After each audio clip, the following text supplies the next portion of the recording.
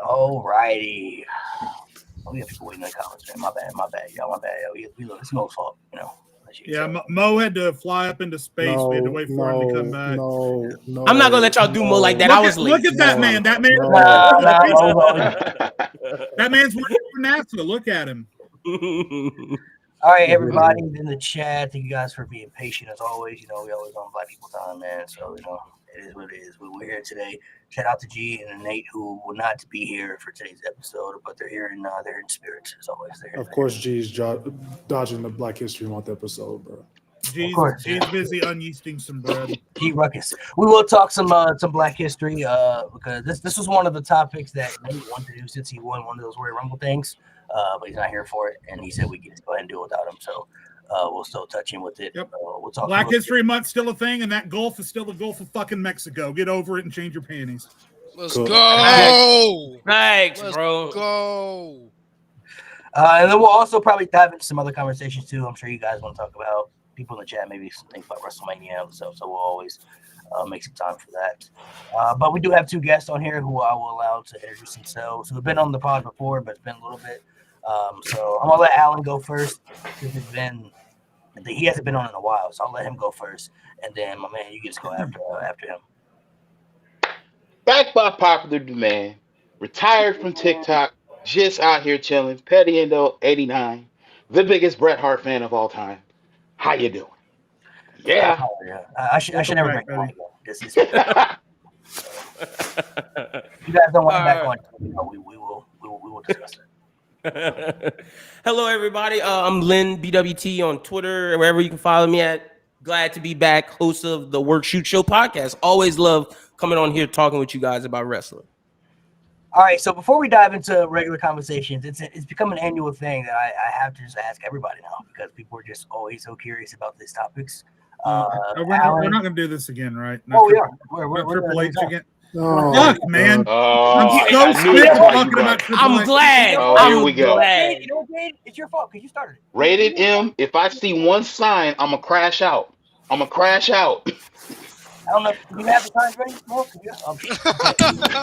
Even at work. He's already prepared. Which one do you have? Take away his rights. One question, and then we'll dive into another question. I'm going to ask. I could make it whatever. Okay. Yeah, just go ahead and write down anything, whatever. Just put take away his rights. We're just going to need that a lot.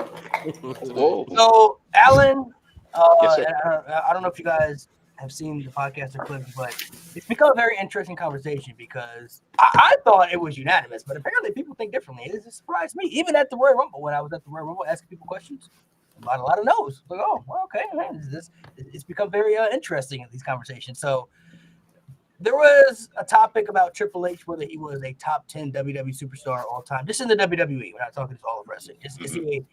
Does he have a top 10 WWE career? Is he a top 10 WWE wrestler? And there were some people that said no. There were some crash outs about it. There were some people who said yes. There are people who had their personal opinions about it and everything. So I just want to ask you guys this perspective. Do you think Triple H is a top 10 WWE superstar? And I should clarify above him. I want to clarify before they answer, just because we need to have all the details here. When this topic started, it started because I presented what I thought were my personal opinion on the top 30 I saw y'all's episode of all time. Yeah, this was an all-time list. It was not strictly WWE. So just to get that out there. Okay. It was not strictly WWE. Right, this one isn't directed to him. This is directed to because Nate didn't have him in the top 10. I don't even know if Jade even had him in the top 10. Yeah, Nate went off. I saw that. So if you think he's top 10, you can explain why. And if he's not in your top 10, who would you put above him? Like, who are some people that you would rank above him personally? Alan, you want to go first? Lynn, I'll let you go on this. So I got to think about this for a second. All right. I thought about this. I was ready to comment when I saw y'all made the video because I watch y'all shit regularly. Yes, Triple H is top 10. I don't know how y'all were saying he's not top 10, bro. Triple H from the Authority to Evolution to Degeneration X. This dude has led some of the greatest factions and been a part of some of the greatest stories. Triple H is easily top 10. Now, I wouldn't say top 5. He's in the bottom half of that 10, but he's still top 10. Alan, what about you? So initially, when I saw Jade's comments, I was like, he didn't say anything wrong. And then I got to thinking about it. Now, everybody knows that my personal issue with Triple H all time is his in-ring ability.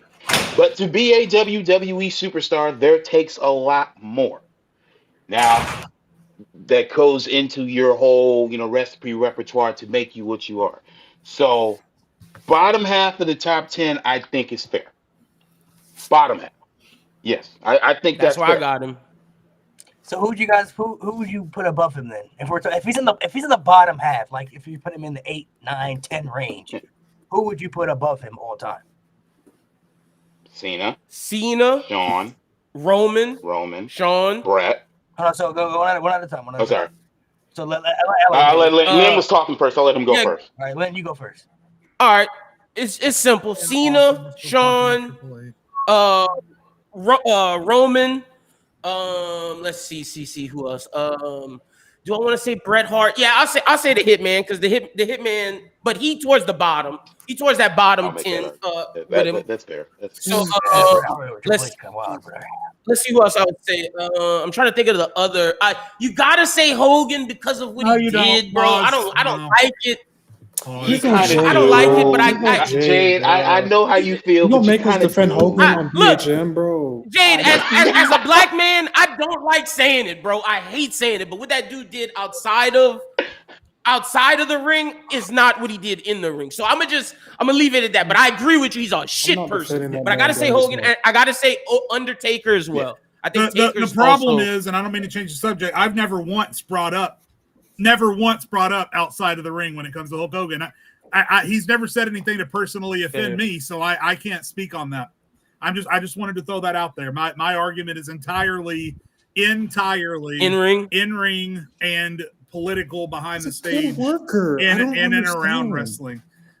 He's a good worker the same way that Spam is good meat. I don't know what to tell you, Mo. Hold on, but I grew up. We're talking about Hogan. My bad. We're talking about Hogan. Sorry, yeah, we're talking about Triple H. Go ahead. Also, I see Noah said Randy. Randy's up there as well, but Randy can fall on that back half with Triple H too. Yeah, I got Triple H above Randy personally. Me too. What? That's fair. That's fair.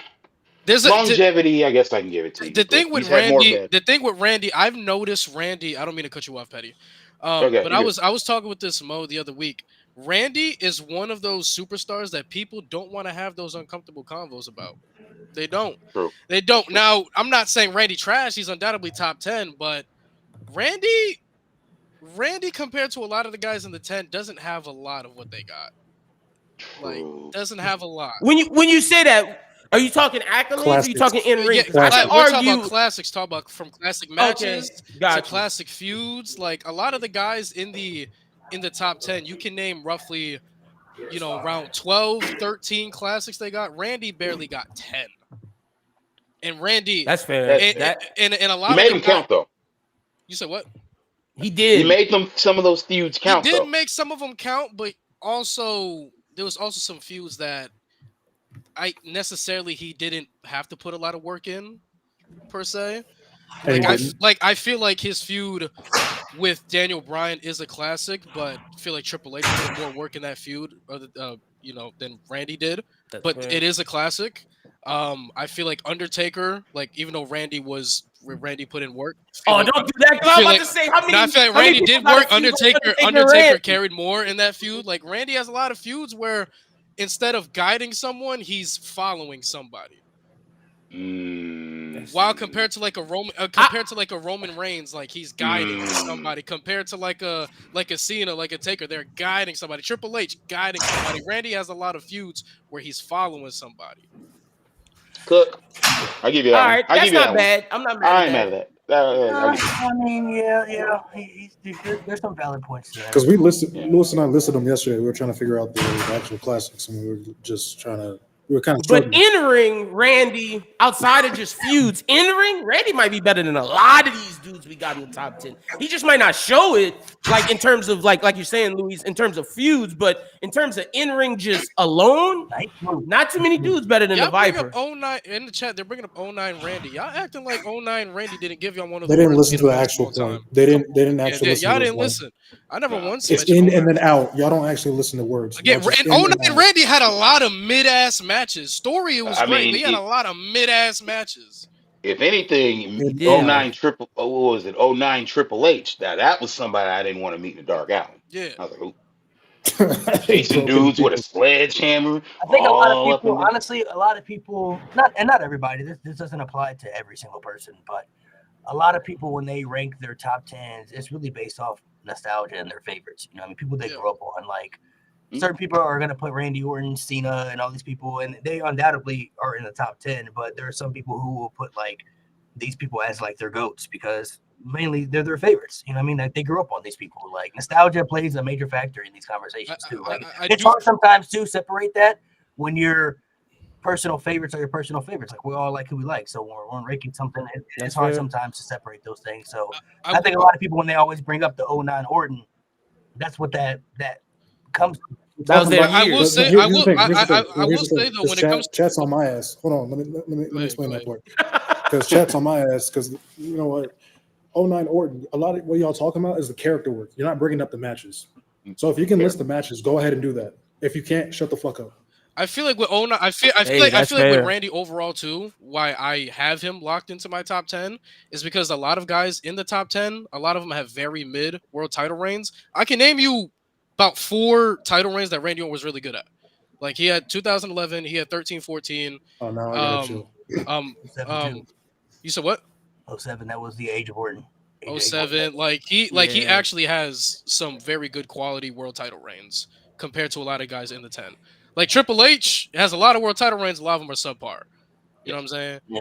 Like even so that's how Randy is. People, would y'all put Cope? Name them. Is Cope in there? Is it like when y'all do this list? Do y'all have Adam Copeland somewhere, Edge somewhere in this? Who's Cope? Edge top 10 to me. Edge is in my top 10. Yeah, Edge top 10 to me. He has everything across the board, and I feel like what locked him inside my top 10 was his second run in WWE. Like that like the matches he had, the fact that he gave us 2 classic feuds out of that run showed that you don't have to have a championship to really be relevant to the product and to add. Honestly, if Finn Balor were to beat Edge at WrestleMania, I would count that as the 3rd classic feud he had because him and Balor were cooking. I feel like Edge. I just can't put Edge over Triple H though. I can't. I think it's an argument, bro. I think it's an argument, man. Edge, if you really look at Edge, Edge is really one of the most complete superstars ever. He checks off like every box. He can be a great heel. He's a good baby face. He has good matches. He's great at promos. He's great at storytelling. Like he can work with pretty much anybody you put him in the ring with. You look at all the classic feuds he's had with Taker and Rollins, even coming back after the injury and stuff. Like Edge is one of the most complete superstars.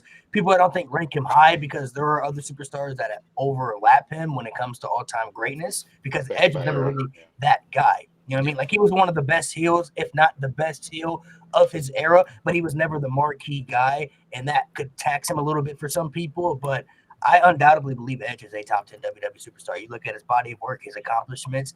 He's just somebody that I think is like he's one of those top 10 that's like, you know, a low-key top 10 for some people because people don't really think about him when you talk about like the all-time greats. They think about the Hogans, they think about the Cenas, the Austins, the Rocks, the Romans now and everything, the Ortons, the Triple H's for some people. Like, I don't think Edge, you know, really gets in that conversation as he should be, but he's really a complete superstar. Like, I don't think he has many weaknesses in his game if you really think about it.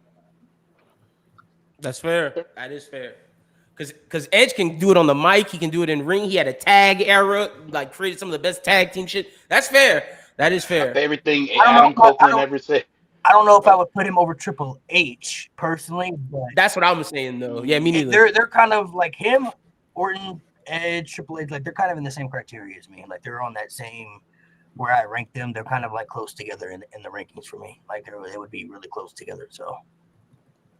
Do y'all think Seth Rollins is up there as well? Not yet. Seth is top 20 for me. I mean, if you look at his body of work, though, I mean, he has a top 10 career. I mean, if you look at everything he's done, I mean, Seth is top 20 to me.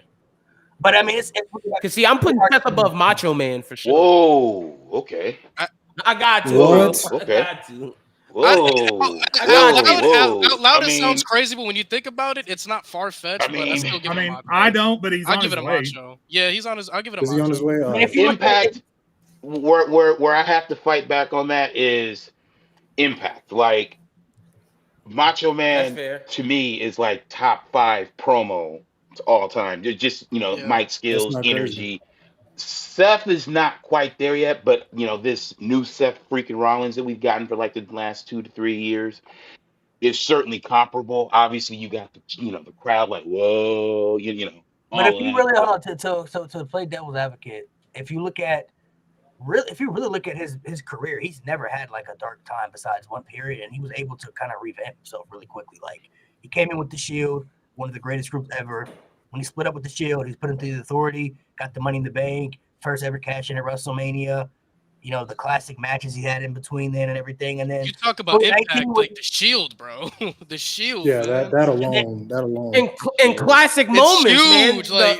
and then you look The at greatest Evolution, as much Money as in the I Bank don't like them. cash in. Well, and then you look at everything with that. You look at he came in with the Shield, one of the greatest groups ever. Then he was put into the Authority, got the Money in the Bank, got the immediate push, cash in at WrestleMania, first person to ever do it, and some people consider that to be the greatest cash in of all time.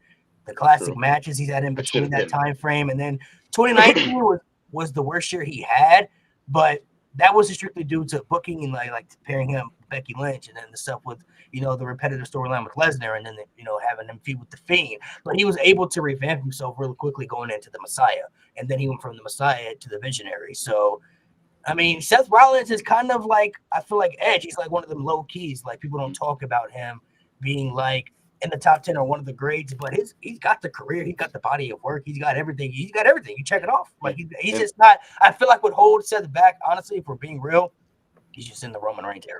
Is Roman? Yeah, well, see, let me throw this in there.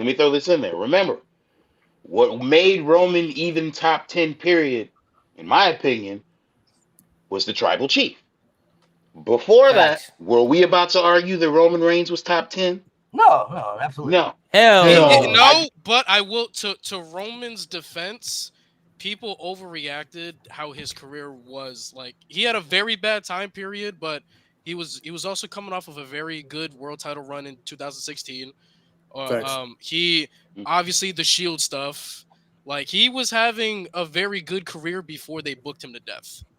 A lot of it wasn't bad. Like he was already a Grand Slam champion. He's a Royal Rumble winner. He already gave you classics on classics already by the time he got to Tribal Chief.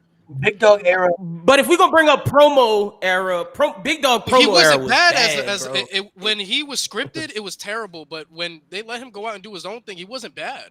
He could cut a promo. He can get you to point A to point B. This is how I view it. Like when Roman was the big dog, there was always conversations about Seth should be the guy over Roman. Like Seth was better than Roman, and he should have been the guy placing Roman's spot.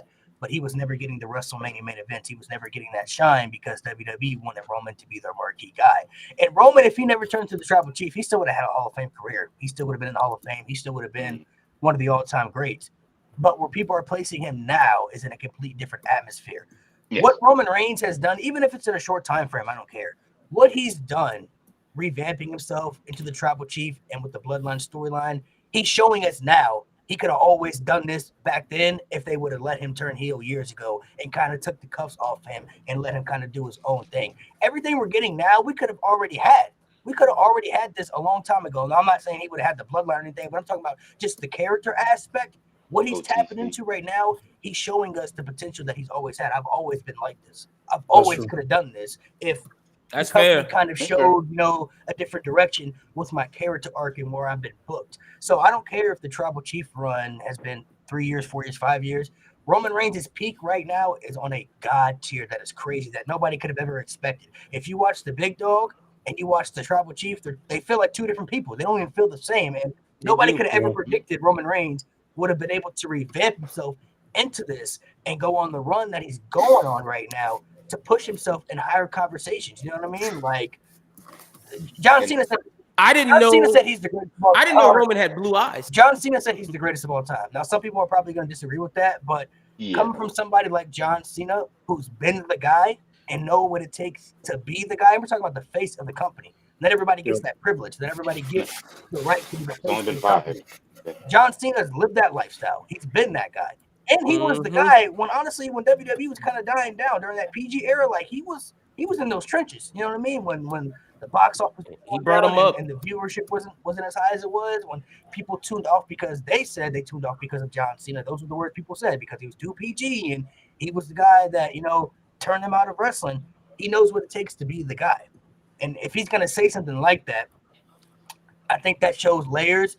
And it shows how much growth Roman Reigns has really had and what he's really done for the company. I mean, you could talk about the Attitude Era, but I mean, what WWE's doing right now, they're doing the best business they've ever done. With Roman Reigns is the biggest. Like, with no Vince to kind of tie him down, and now you're on Netflix, so you can basically really toe the line and do what you want. Bro, think about that. For all of us, we all been watching wrestling and WWE for years, right? Like. Right. Some of y'all have been watching since the 90s, some of us since the 2000s. Like, we've been watching for a while, bro. Could y'all know how crazy it is that these niggas are on Netflix, bro? They're on Netflix. Mm-hmm. Yeah, that's insane. There was a point I knew when it was uncool to be a wrestling fan, when people didn't take it serious. You used to watch that stuff, bro? I used to watching that. Oh, man, I guess. Now they're on Netflix, bro. They're literally on the biggest streaming device in the world. Like, that's how far this has come. You know what I mean? And I saw someone predict that wrestling would overtake and be the third biggest American sports thing, and I could see that being a case 100% for what you're saying, Malik, because they're on Netflix. They're ahead of the curve. Listen, they always not been. only that, I would go so far as to say that with baseball refusing to catch up with the 21st century, and I'm a huge baseball fan, so it pisses me off that they won't. With the decline that the NBA is on, but for whatever reason, they're trying to figure it out, right?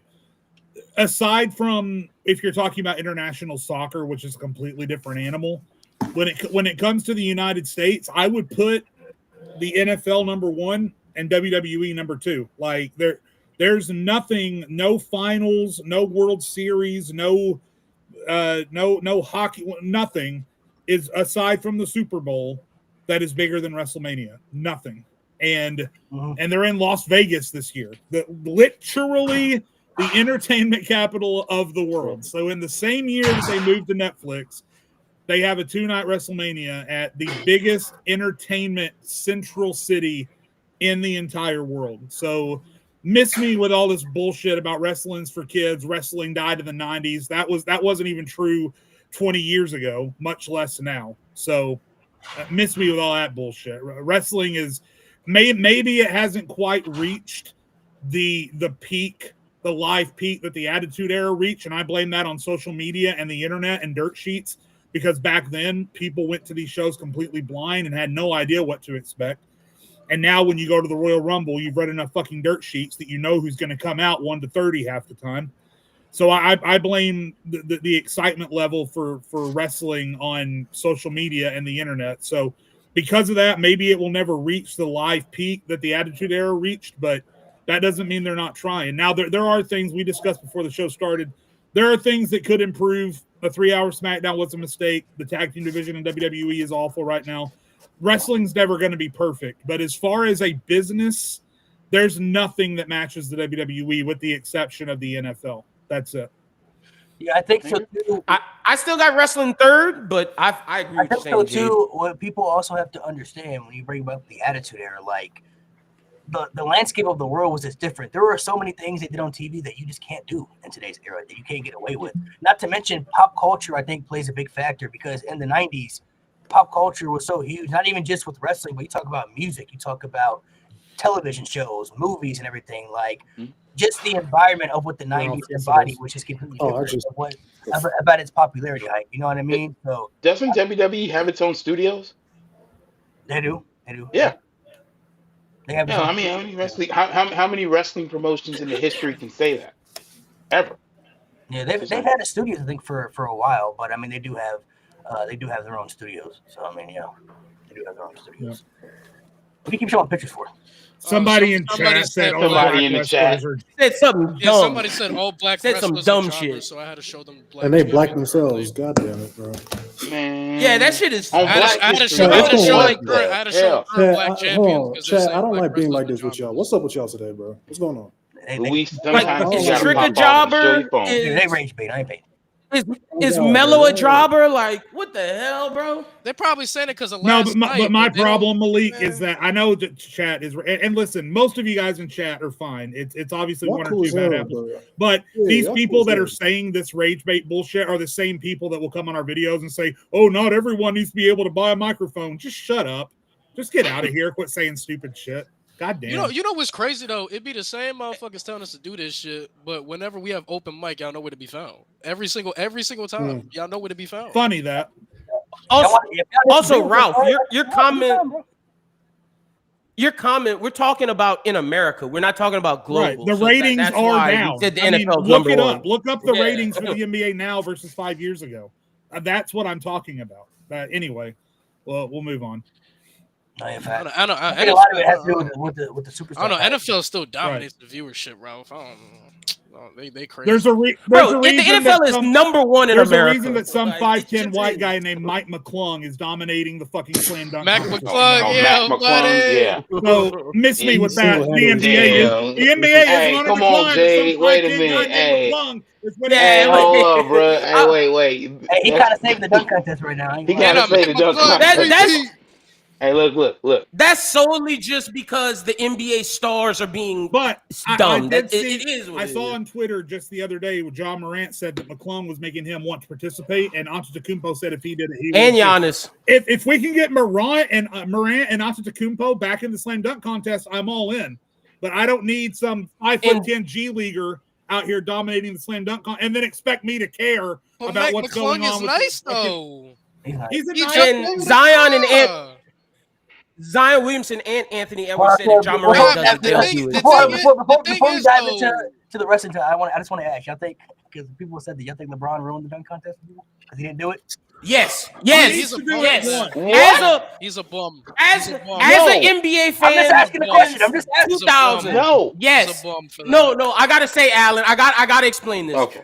Michael Jordan did it. Kobe did it. He just needed to do it one time. The fact that he didn't do it one time made other superstars later down the line see that they didn't have to do it, and that's why we're at where we're at right now. I'm sorry, because LeBron said, "I'm doing it next year. I'm doing it." he You said ain't never do it, fucking And he do kept it. lying. You ain't never Yes, fucking do he it. kept lying. Piece of Yes. shit. Hey, man, the look, fact look. is, He's a we piece should have of never shit. got Zach LaVine and Aaron Gordon because Hey, it should have whoa, been whoa, always whoa, the whoa, superstars. whoa, whoa. Look, Hold on, no, hold I know on, that was hold great. on. I know that was great, but the fact is, those dudes weren't superstars. They were role players that did a great My job. point is, I love it. If Bravo. Gordon could do what he did, and if Matt McClung can do what he's doing, then imagine what could be Where's done LeBron? if you got some actual 6'11" superstars in that thing. That's all I'm saying. Facts. You Yeah. blame LeBron. And I got two wings. I got two wings Well, on I'm my blaming team. LeBron because That's he the it. one that said, "I'm gonna do it," and never did it. It's got to be No, as it the was face live of the on league. TV. He said, "Next year, I'm putting my hat in there. I'm putting my." And he hat in didn't there." do it. 2009, he did say that. Bro, He did he's say a that, bum though. for that. Man, Like as the I think- face of the league, he no should have Bron. did Man, You just it. an LeBron angry must fan. be- You just an angry I Heat think fan. I think who left. LeBron gets taxed though. Why would I be? because He gave us 2 he's rings, LeBron bro. I James, can't bro. be angry. I Were can't you a be Heat fan? angry. Yeah, I can't be angry. He gave us 2 rings. I can't be angry. Hey, he gave I'm us not, I'm one. not gonna say it's entirely his fault, but I will say because of his name value, he would have brought a lot to the contest because people wanted to see him in the contest. And then there was the one year he did say he was going to be in it, and then he didn't do it anyway. So it's like, all right, Yeah. that's what's open. And he made stars be like, should I Y'all have to do believe this? Should I LeBron's risk? words, bro? Should I risk injury? And a lot Like, of people, and honestly, I think a lot of people don't do it now too, is because it's hard. It's really hard to create new dunks. It's already been done. Like It's all been done. there's Yeah. I don't know. dunks If Mac McClung can find 3 new dunks to do, I think everybody else can find some dunks to do. But those are like kind of you Fair- kind of see. fair Like, I enough. see those on social media. Fair enough. I've seen those. Like, Bro, Mac not McClung NBA. jumped over a No. fucking car. I don't want anybody to tell me about no Blake Griffin. He jumped over the I was hood. about to say, Mac Blake did that McClung shit. jumped over He jumped fucking over car. a guy and dunked 2 balls at the same time. But look, Malik, Like, you are come right. on. We've It seen is the that, fact. though. is the fact that no, not What on the are we level he did. talking Not on the about? level he You know, did. he did 3 balls in a dunk contest at one point. That's done 3 before. balls, but the way JaVale Virgil McGee did that. it, though, Yeah, like it's already been done. People have done this, and even if But you let me haven't done tell it in the you. NBA, you can find it on social media. I'm not going to argue because he's proving my Watch point. out, but- man. As a big NBA fan, I think it's not about the dunks. I think it's the fact that when stars did it, they got to show their personality, and we got to get behind that. Like look Yeah, at Dwight. like, Dwight bringing out the Superman, doing all that, and then Vince he Carter made- when he was like, "It's over, rim. it's over." yeah, 12 it's foot, the that's it's crazy. the it's the personality combined with the dunks because the NBA, whereas the NFL, you have a helmet, you don't get to know these people. We see the stars, and it's like, okay, this is amazing because the stars are doing it. We get to know them. So what I'm saying Hey, is, hey, I bet you Aaron Gordon's popularity went up with that dunk. Oh, he did 100%. with the mascot. oh yeah, 100%. that was They crazy. said, "Who the fuck is this?" But I'm Aaron just Gordon- a I lot don't of know who that dunks was. you've You know seen what have makes it already better, been- though? You know what they've makes that already dunk been done. better? Like you could go back and look at dunk contests, and some of them might not hold up the same because you've seen people just do it so much now. So it's just like That's real because I watched that one Dominique and Jordan one not too long ago, and it didn't hit the same. Nah, you Yeah, gotta Dwight- watch. You gotta, nah, if you watch it, you gotta watch it in the lens of when it mind-blowing, came out, right? though. You gotta But watch now it. Yeah, it's no, like I still respected it, how but many it times- The didn't hit the Dwight same. one, if you look at Dwight's, his dunks weren't good. It was just the He threw the ball. personality. And that's the thing, man. It's like we want the stars in there for the personalities of it. Bro, Rashad McCants blew out a cupcake and had it still. No, on the back of the rim. You talking about that wasn't McCants, that was was it light skinned McCants? dude. It was Green. Yep. Gerald Green. Was Yeah. it? Yeah, Gerald Green blew that shit out. That shit was crazy. That was the Dwight year, I believe. I'm like 90% sure. They try to be creative. They try. Oh, it was. Yeah, it was Joe Green. Yo, man, that was funny. All right, That was so funny. before we dive into the Black History Month topic, there is one more thing that I want to do because I haven't been able to get the clips of everybody doing these. So we're gonna do it one more time. It's called Pick Between the Two, and we're gonna just give one answer. One answer, Brian. No, you People just gonna hate me today. basically how this works, Alan. Let me see. I'll answer the super chat real quick. Love the pod. Thank you for your support, man. What's your top 10 worst WWE booking in history? So I don't know. The worst booking decision I've ever seen since I've been watching, I would have to say the Fiend and Seth Rollins. Yeah, Hell in a Cell. That's the first thing that comes to mind. Bray, while we're on the topic of Bray Wyatt losing to Cena at WrestleMania 30. My number one is having Braun Strowman cash in inside Hell in a Cell just for the no DQ to happen with Brock. Just to say a different one, Brock beating the Streak. I didn't like that. Really? I think Roman should have won it after seeing what Edge said and then seeing what Taker said.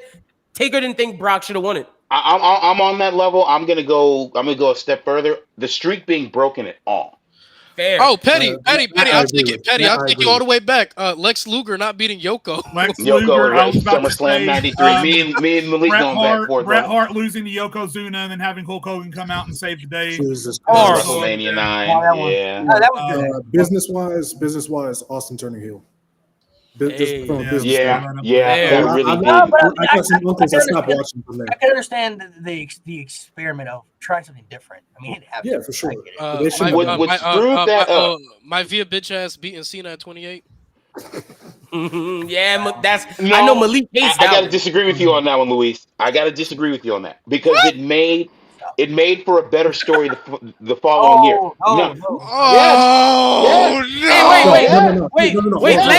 Let Malik cook. Malik got an ISO. Let me cook. Okay, think about this. When Rock beat Cena the first time, we knew a year in advance that they were fighting. We knew a year in advance where that WrestleMania was going to be. I don't give a damn what Cena says. Ain't no way anybody going to convince me that The Rock was going to lose to Cena in his hometown. I agree. So the next year, Cena wins the Royal Rumble. Now he's near his hometown. He wins the championship. Rock goes away. What's wrong with that? No, but the build-up in 28 clears the build-up in 29. The build-up in we already knew who was going to win, Luis. I already knew. I didn't know. Yeah, let Malik cook. Let Malik cook because Malik hates All that. right, Malik, go ahead. No, not to mention the main issue with this. It should have never happened again. We didn't need the rematch. There was no point for the rematch. Once in a lifetime. It should have just been what they said it was going to be, and that was once in a lifetime. One time and one time only. And this should have been the match just like when Hulk Hogan came back, pass the torch to John Cena as the guy. He's the guy now. He's been the guy. I'm coming back to help do you favors, bro. Just like when, imagine if Hulk Hogan had come back and beat The Rock at WrestleMania. What does that do for The Rock? Now we gotta do it again because you gotta have The Rock be Hogan at some point. He's gotta get the that situations aren't the same though. No, Petty, here's what I agree. because John Cena had to get the win over The Rock. That's the only reason they did it. Petty, this is what I was.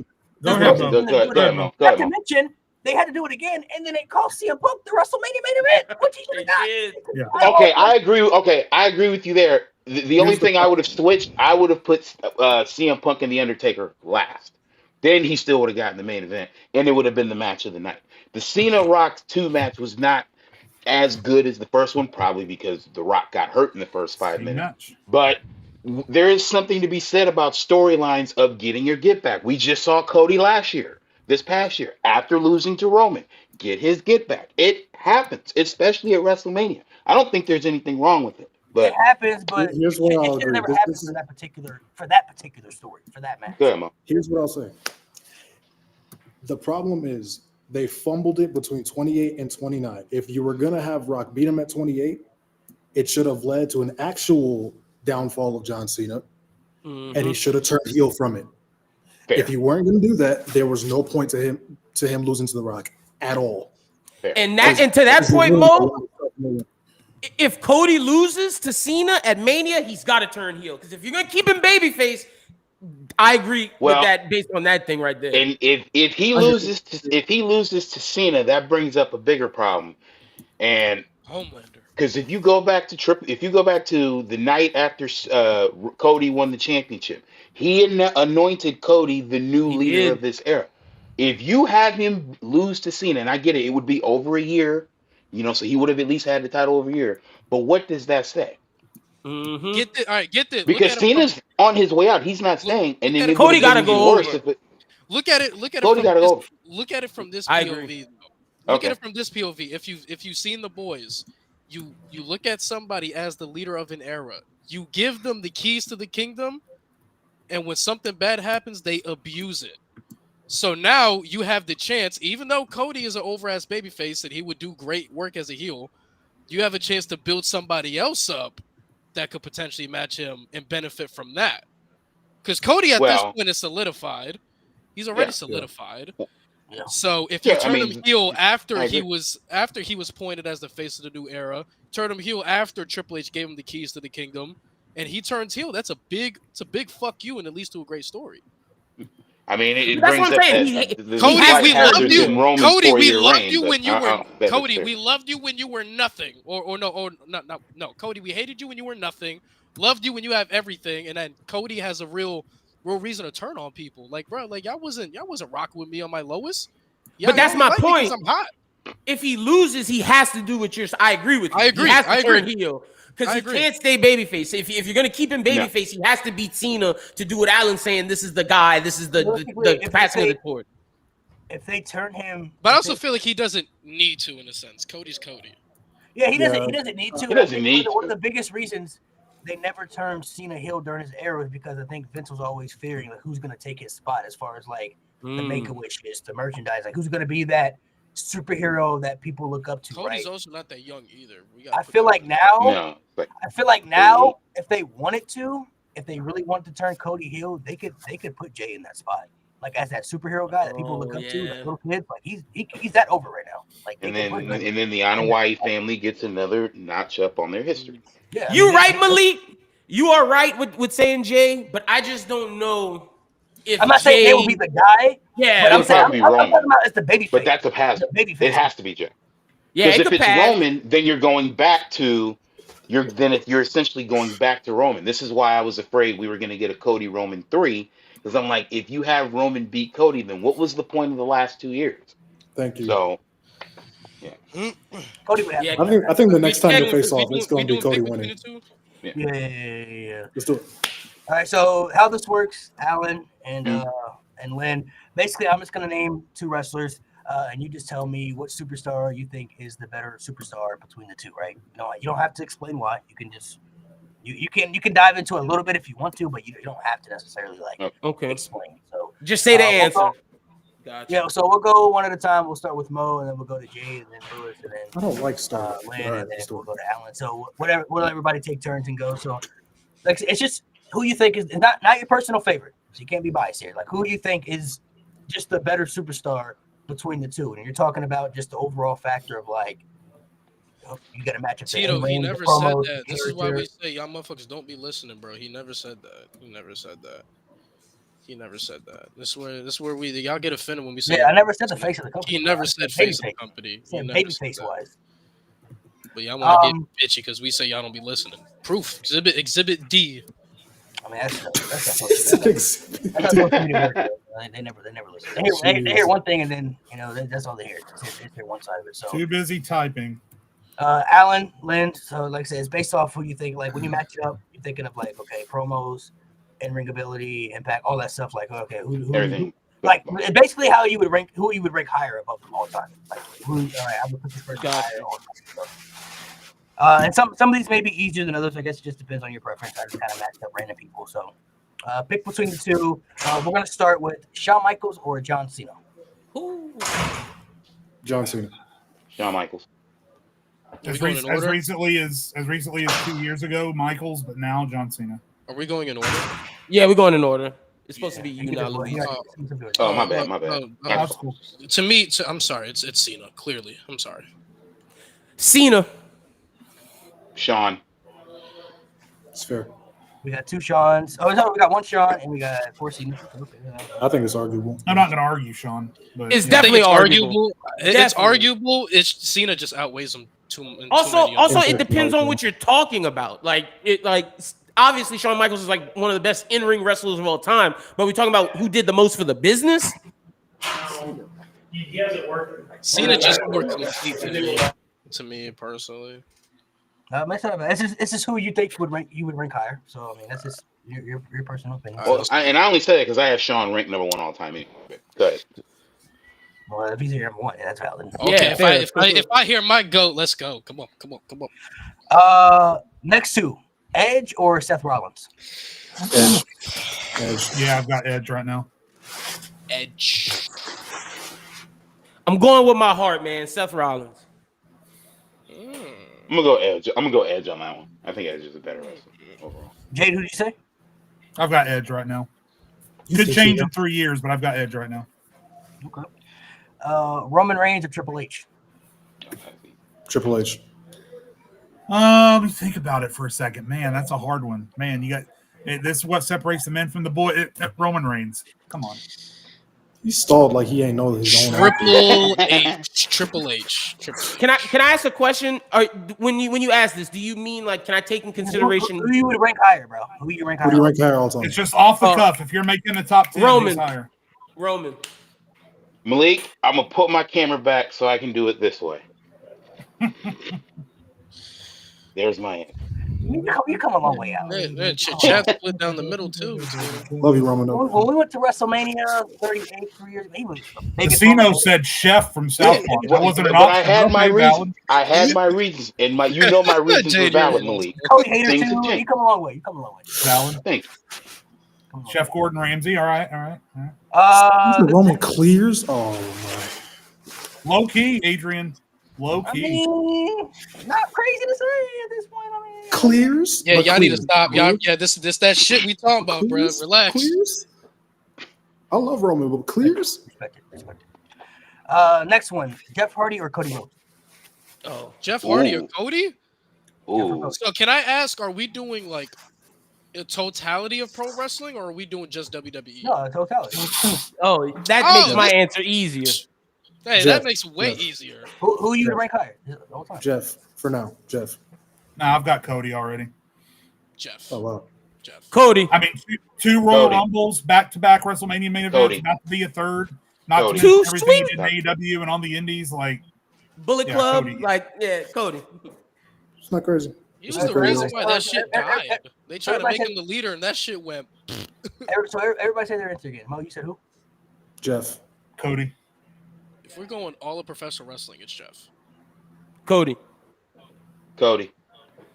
Oh, okay. I don't think This it's one might be a hard one. AJ Styles or Daniel Bryan? That is a hard one. That's not hard. Bro, we're not Actually, ooh. Because it's all a wrestling, that Alan. That Because is it's all hard. wrestling. Yeah. I mean, Bro, I'll go they've ahead and say dominated because every single place they've been. You guys saw my top 10 just a few weeks ago. They're really close on my top 10, but I've got AJ slightly above Daniel. Come to me last. Okay. I go heavily off of talent. With all due respect to AJ, I don't think he's anywhere near as a character worker or a mic worker as Bryan Danielson. I go Bryan Danielson. Damn. I'm going AJ Styles, man. I'm going Bryan Danielson. Brian. Oh, okay. This one could change. I guess depending on the next couple of years, but as of now, Bianca or Charlotte? Ooh. Bianca. No, I mean, I love Bianca Belair. She's one of my top 5 favorites going right now.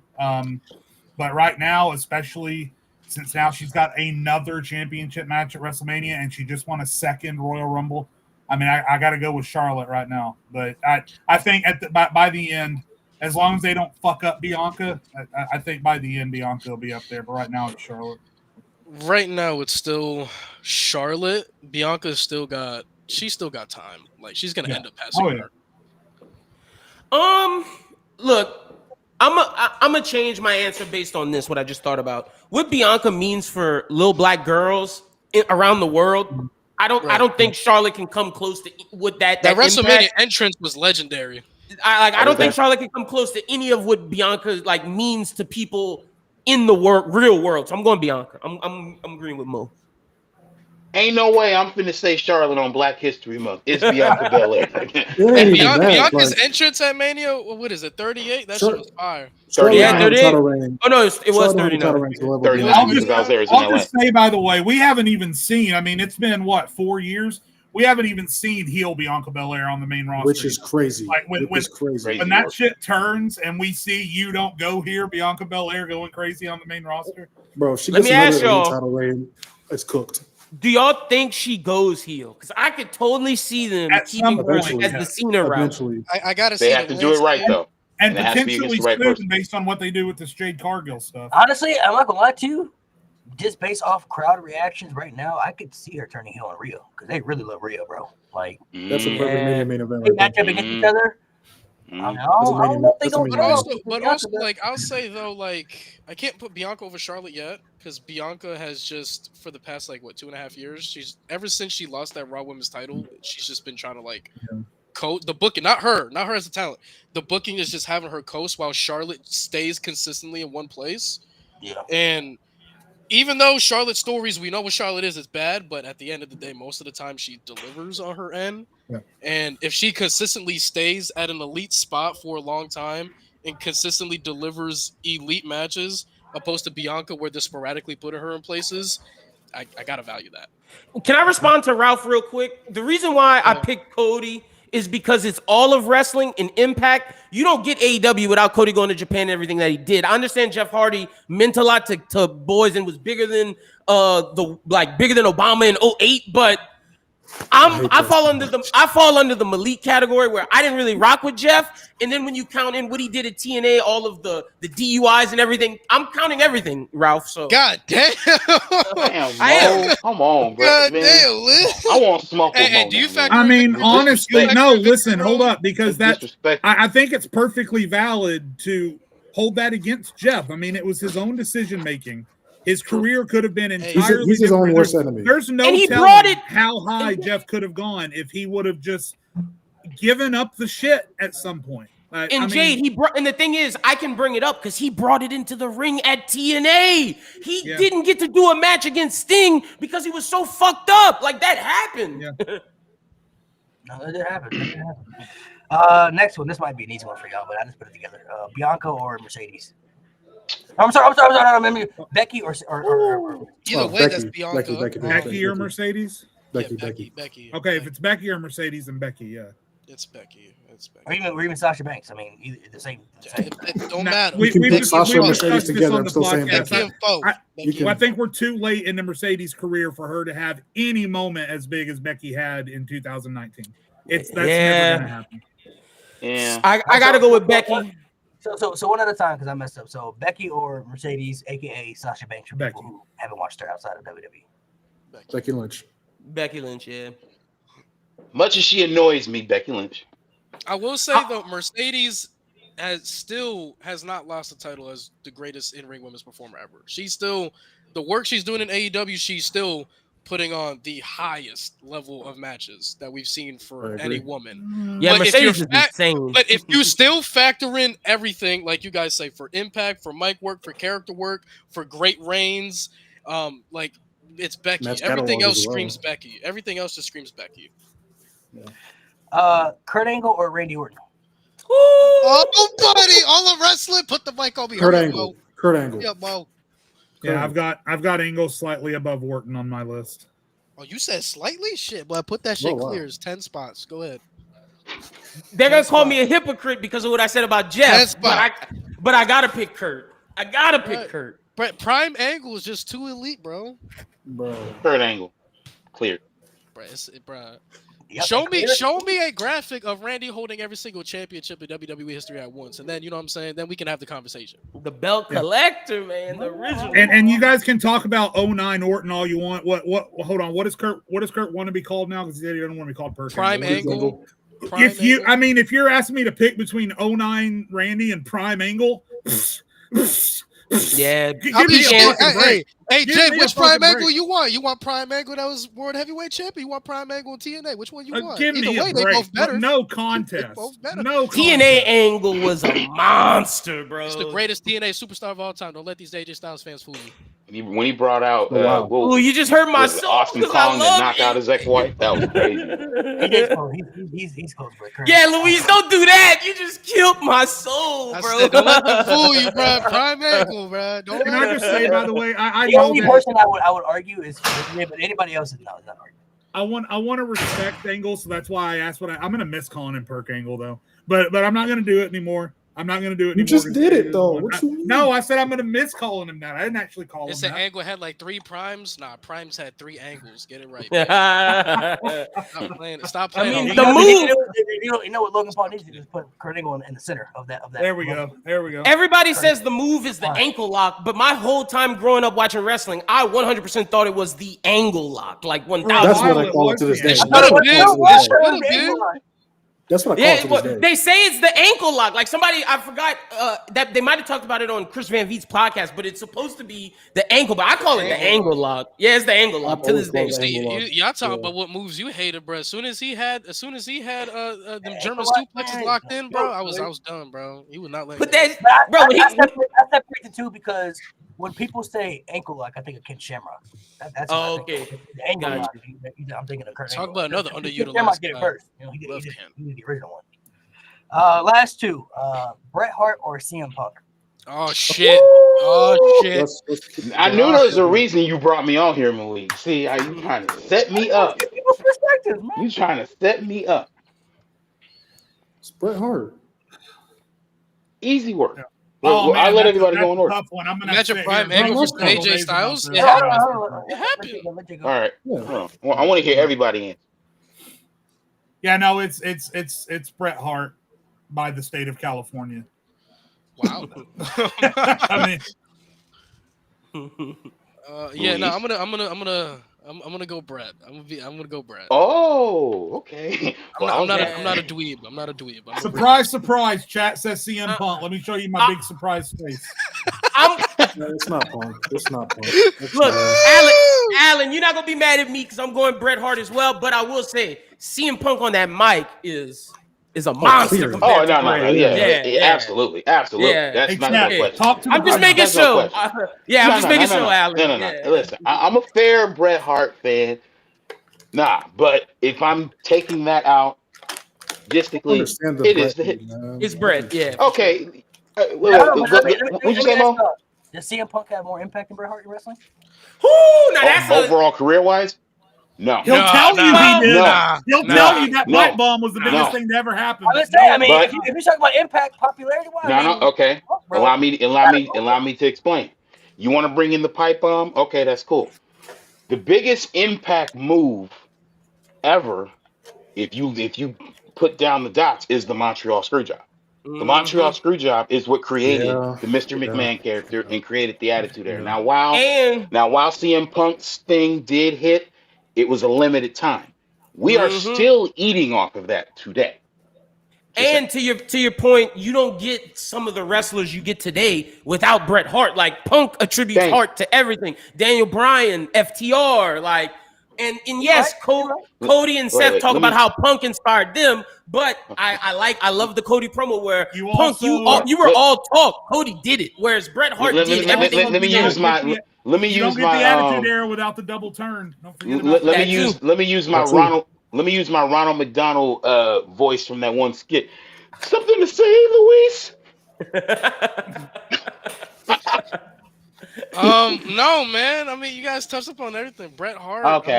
You I know, mean, I because mean, as soon as Jay brought up the Attitude Era, that's a wash. Because Attitude Era gifted you my Via bitch ass, gifted you Stone Cold, gifted you Foley, so gifted you so many guys. hold on. Wait. Malik, do you have one more? Yeah, I'll let you. But if you, in case you don't know, he doesn't. He hates The Rock. So I mean, that's Can we Okay, do I that mean, makes Bruno versus the I'm Pope not the now? biggest fan of The Rock either. I mean, Let's do that's Bruno versus the What I Pope now. say? What I say? okay. Never mind. Go ahead. I thought you said something I else. just I was wanted to gonna be ask like, that. stop the show.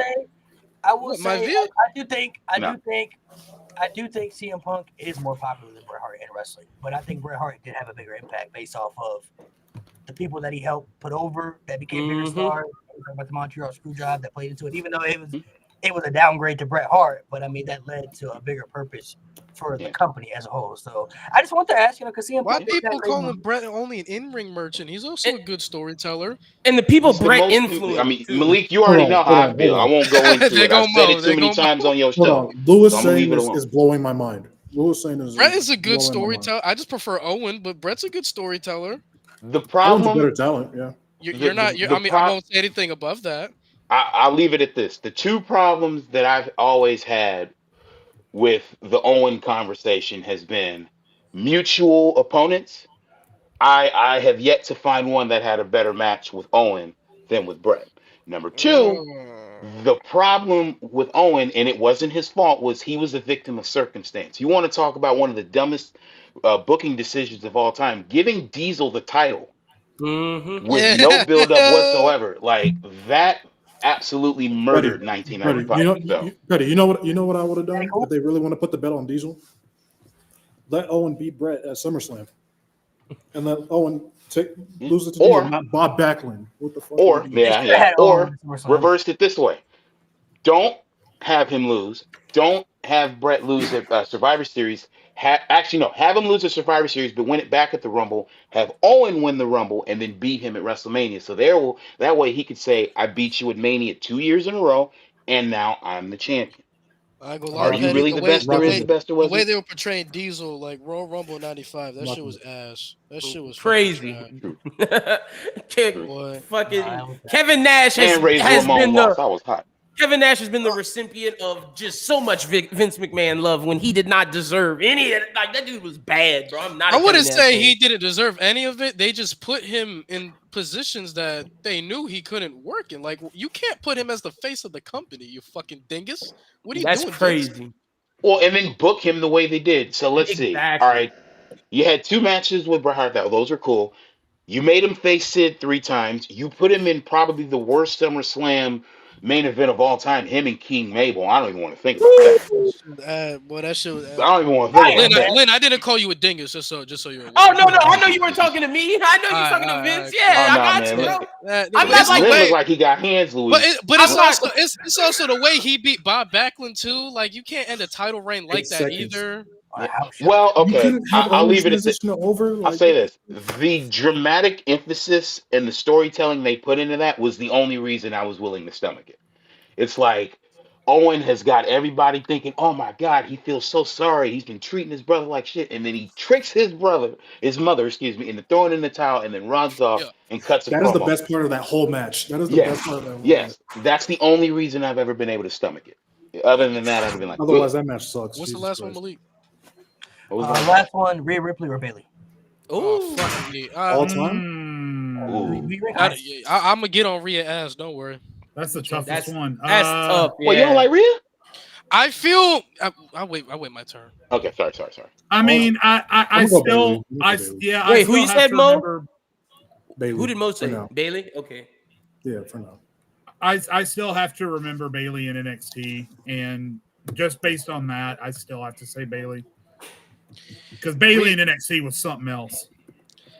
Rhea Ripley's popularity has put her in combos with people that she don't belong in. Right. That I feel like Rhea lacks heavily in very good stories. I feel like her main roster run, on the grand scheme of things, you will barely find me very good matches of Rhea Ripley that you look back on and be like, yeah, like she really cooked. I feel like Rhea's popularity has helped her in these conversations, but when you really break the whole career down on the main roster, she is very weak in a lot of areas. Incredibly weak. Like, I think putting her in a conversation with Bailey is incredibly disrespectful to Bailey. Hey, that's not. I'm not mad. She at doesn't that. have the. She's That's nowhere not near crazy. the same quality. Even comparing her to Bianca, nowhere near the same quality of matches as Bianca. I would Nowhere agree. near the same quality of stories as Yeah. Bianca. No, that's fair. Nowhere near the consistent like overall package peak as Bianca. Like I would think agree. Rhea has incredibly gotten overrated because of her popularity. And for the chat that's like, oh, we're crazy. Look, tell me Rhea's character outside of Mommy that was good. Like, I just want to know, outside of Mommy, Rhea what do we NXT have? was cool, but there's only so much NXT can compare. Like main roster, that's really where the big dogs are at. And But we see, can but like factor in I'm NXT saying, all we want, but I'm saying if you factor in NXT, that hurts her even more because Bailey has the hugger, the role model, and then you have what she did with Damage Control, putting over EO. You see my POV. Why I think it's disrespectful. I think it's disrespectful, man. Yeah, I'm going Bailey as well. I feel like Bailey also is just Bailey. one of the most disrespected women of all time. Like She she did is. a lot, bro. Her peak, bro. Stop playing. Yeah, I'm Before going Becky Bailey. took over, she had the best peak out of anybody. Real shit. And outside of Sasha, she's the best in ring of the 4 horsewomen. IMO. I mean, I ain't gonna argue with you. So are we agreeing Becky's the worst out of the 4? Yeah. Hey, Yeah, in ring, hell yeah, bro. Is But that saying much though? bad. Is that saying That doesn't much make it though? bad. Because Becky's pretty good in ring too over time. Becky can have a lot of great matches though. She can still have a lot of great matches. Yeah, for sure. I mean, So, like I never said, take I away think from the fact that Rhea's she's the popularity first just to puts her finish to. a Bailey WrestleMania. can't cut a promo. You're trolling. Woman. That's rage bait. Oh, they clowning. That's rage bait. Man, That's rage That bait. is Do on I get the this right? side. Malik, That's can I rage ask a bait. question? Yeah. Who the hell are these people in the chat? Like, they really starting to get on my damn nerves. Who are these people? Some of the crazy takes y'all had about Bret, now you hating on Bailey, man. Come at me, bro. Hey Don't man, make me shout join out this thing every week. to the fans. Shout out to the You feel fans me? because Like, even though I they thought I was gonna crazy, come in they here guns support hot me. with Luis. Yeah. I thought That's me and not Luis had beef, but nah, man, I'm starting to beef with this. I mean, I can call commentary. Alex up right now, see if he's free. I'll bring him on here too. I already cooked him before. You don't have to do that. Don't do Alex like that. I already cooked him once before, twice actually. I think Twice, actually. those are the last things. It's just a personal opinion and preference. I mean, not everybody's gonna like every wrestler, right? So I mean, certain people. That's true. I don't know how certain people watch certain things, so I don't know what they view and what their criteria is when they watch it. I can't speak for everybody else, so. Rhea, one of them ones people don't want to have them convos about. She still got a long way to go before y'all put her in these top 5 convos, these GOAT No, she's Luis is popular. right. That's it. Mommy merchant, like people want to talk about Jey Uso being a yeet merchant. Well, hey, Rhea is a mommy merchant. I also want to say this though. I'm not saying Rhea Ripley doesn't have these talents. I'm not saying she's bad on the mic. She's pretty good on the mic. I'm not saying she's a bad in-ring worker. She does have some matches where she actually cooks. But on a consistent level, she doesn't have enough for me to put her on a fucking level with Bailey. She don't. Like, do y'all think her title reign? Does Rhea have a title reign that equals like Bianca, Bailey? No. Like, I don't think so. No. Yeah. No. You No, brought that up. I've been feuding with Liv Morgan for the past 5 years. But hey, I'm gonna say it, neither does Charlotte. Ooh. That's a take right there, boy. I ain't mad at it. That's why I got Bianca. She got I got a Bianca lot. over, and I'm not It's thinking not twice. wholly inaccurate. I got Bianca over, and I'm not thinking twice. You said it's not wholly inaccurate? That's kind of wild. That's kind of wild. I'm not thinking twice. Charlotte can be number 3. Wait, Malik, what title reign for Charlotte? You could pinpoint, be like, yeah, that's the one, right? That's there. on the level of like Becky and No, Bianca. I'm not talking about the title reigns, but I'm still not putting her over Charlotte. Like, Charlotte's just done too much. What y'all waiting for? She's done too much. Hey, that was tight. I like that segment. That was good. Too much of I like nothing. that. God damn it. She just done too much, bro. She done too much of nothing. Yeah. Charlie got the it factor too. Bianca does too, though. But I feel like Bianca, like you Most said, she sounds like gotta me today. get out of where she's at right now. She got to get back to the level that she was at before. Which she will eventually. And she's not gonna be stuck in there forever. I don't think so. Look, Mo, exhibit E of motherfuckers not listening. Look, so we're not gonna talk about the match last year against Charlotte Man, again. see, I you never know what? said You know that what? shit. You talking know about what, Reigns? Talking about This And I title just conversation- watched that bro. match. I just watched that match. You This see, is It's I so never once disrespectful. said. It's so crazy how I literally said I'm not saying she's a bad in-ring worker. She just doesn't have the consistent quality compared to these other women. And then they go. So we're not gonna talk about the Charlotte match. You not listening, motherfucker? Yeah. You are not listening. We legit were talking about her reign. We were talking about her title reign. Oh as a my whole. god! And people want to get mad because I talk to them this way. Y'all not listening. So quick to try to call people out, but y'all not fucking listening. God damn. Mm-hmm. We're talking Rhea this. versus Charlotte is probably her best match that she's had. That match was great. That's a top 3 women's match in WWE history to me. I love y'all. Yeah, it's up there for sure. Yeah, y'all wild. Some of the stuff y'all I said earlier, man. gotta get into my women's wrestling bag. As far as the WWE, all the wrestling, but WWE is one of the top 3 greatest. But I mean, to bring it back he full wants all the circle, viewers. Okay, it may okay. be top 3, but Bailey fault, versus too. Sasha at My Takeover is still number Ooh, one. it's number one. Yeah, that's Yeah, still number one. Well, we said Bailey and Sasha, right? Yeah, number one. Yeah. That's number one. Do we think EO has a match? Do we think EO has a match in the top 5? I would say EO Bianca is pretty. I know that was a Raw, but that match was incredible. I think EO The and Backlash Candace. one was I think fire. EO The and Backlash Candace one at was fire. Toronto's better. Oh, Io and Candice was good. Io and Candice. EO Sky, EO Sky's my girl. She up there. I don't know if she's in the top 5. They give her some good reigns, man. EO right now on the main roster has just been solid everywhere aside from the title reign. She's been in solid stories. Consistently have had solid match. She hasn't had like the time to really like put on like that elite match that we know she can give us because women's booking is so bad. But yeah, Rhea EO has been solid through and through the entire time. There's too many of them on the roster. Yeah. Dakota Kai though, I'm hoping she gets a chance. That feels She just untapped. needs to stay healthy, man. That's the thing too. I feel like she has untapped mid card potential. I agree with the chat on that.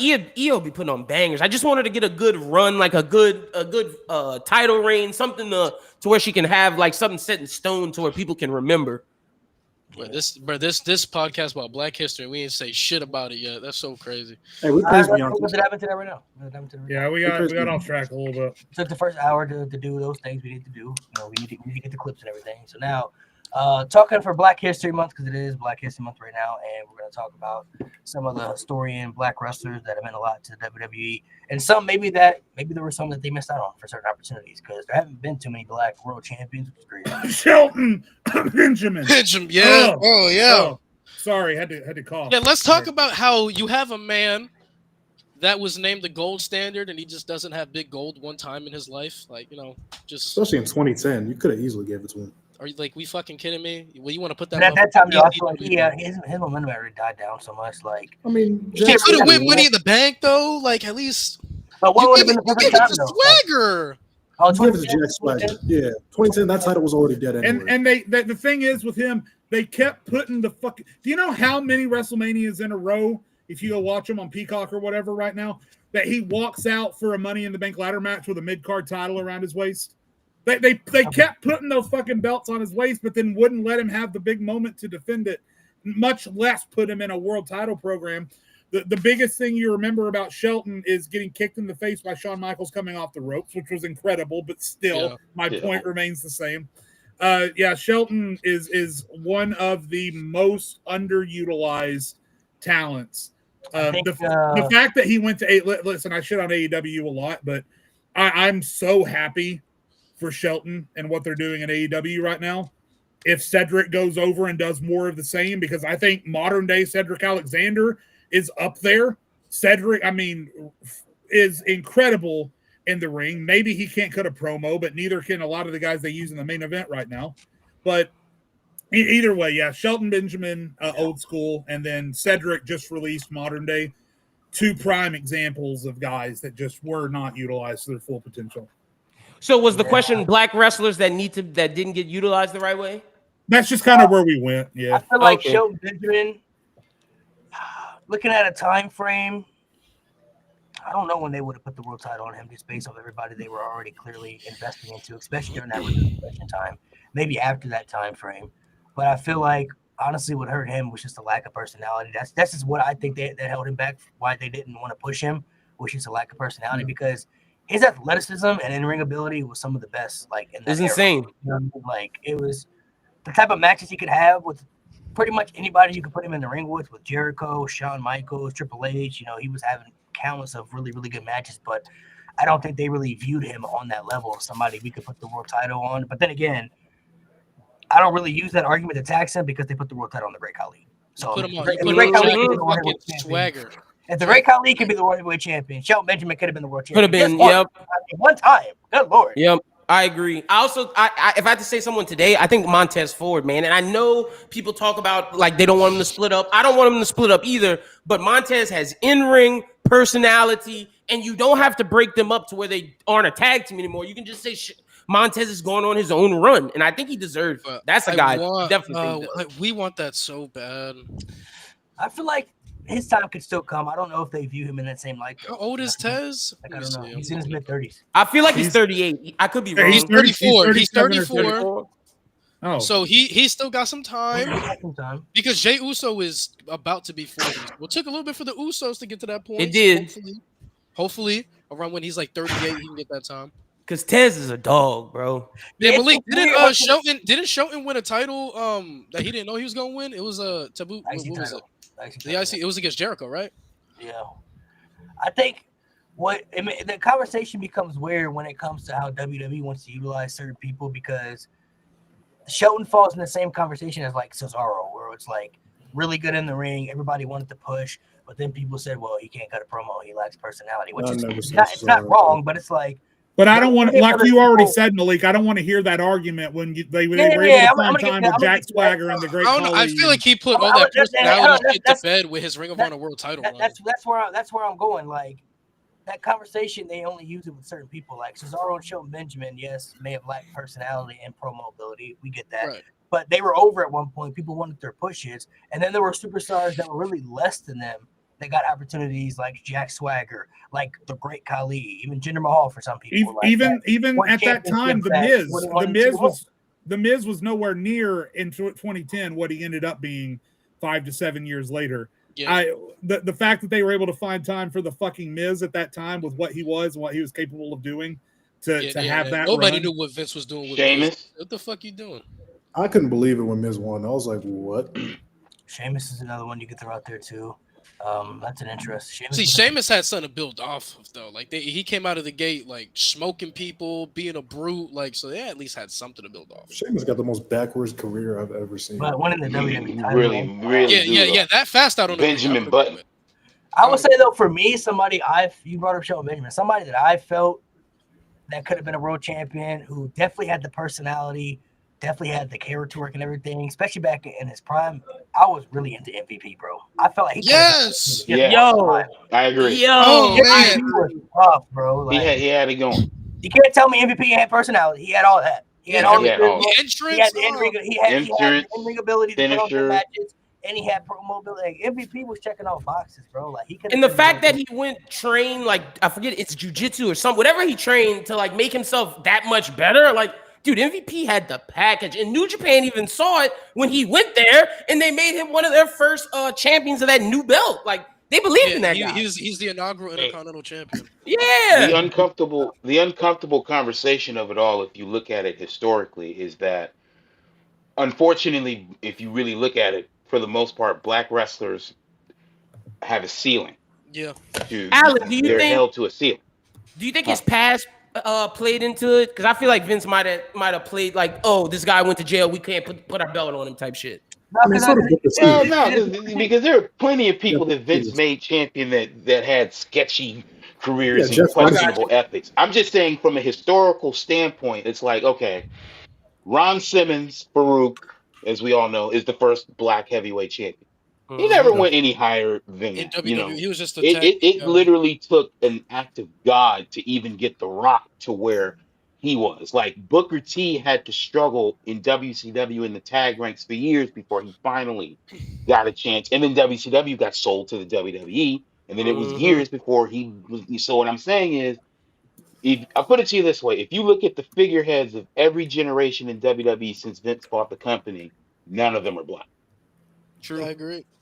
So you see, a guy. I mean, The Rock, but like, yeah, no, I get what you're saying. I totally get. A guy. I feel like they misuse so heavily, and I truly feel like if he was handled right, he probably could have been in these top 15, top 20 conversations, especially with how if they would have booked his peak right, and that's Mark Henry. That Hall of Fame run. I don't know how he's not killing everybody. I don't know how he's not holding that championship for a year. I don't understand. Like he could have had probably the most dominant peak ever. Mark Henry makes no sense to me.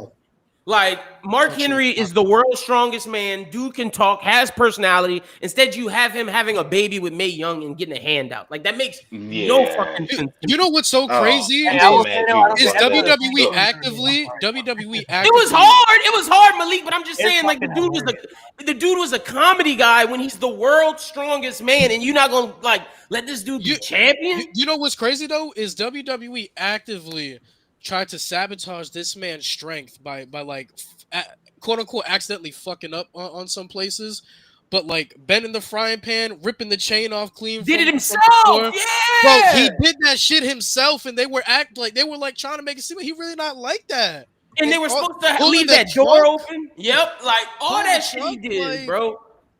Mark Henry, he proved time and time again he was like that. And they never. I think Mark Henry more than anybody should have been a champ.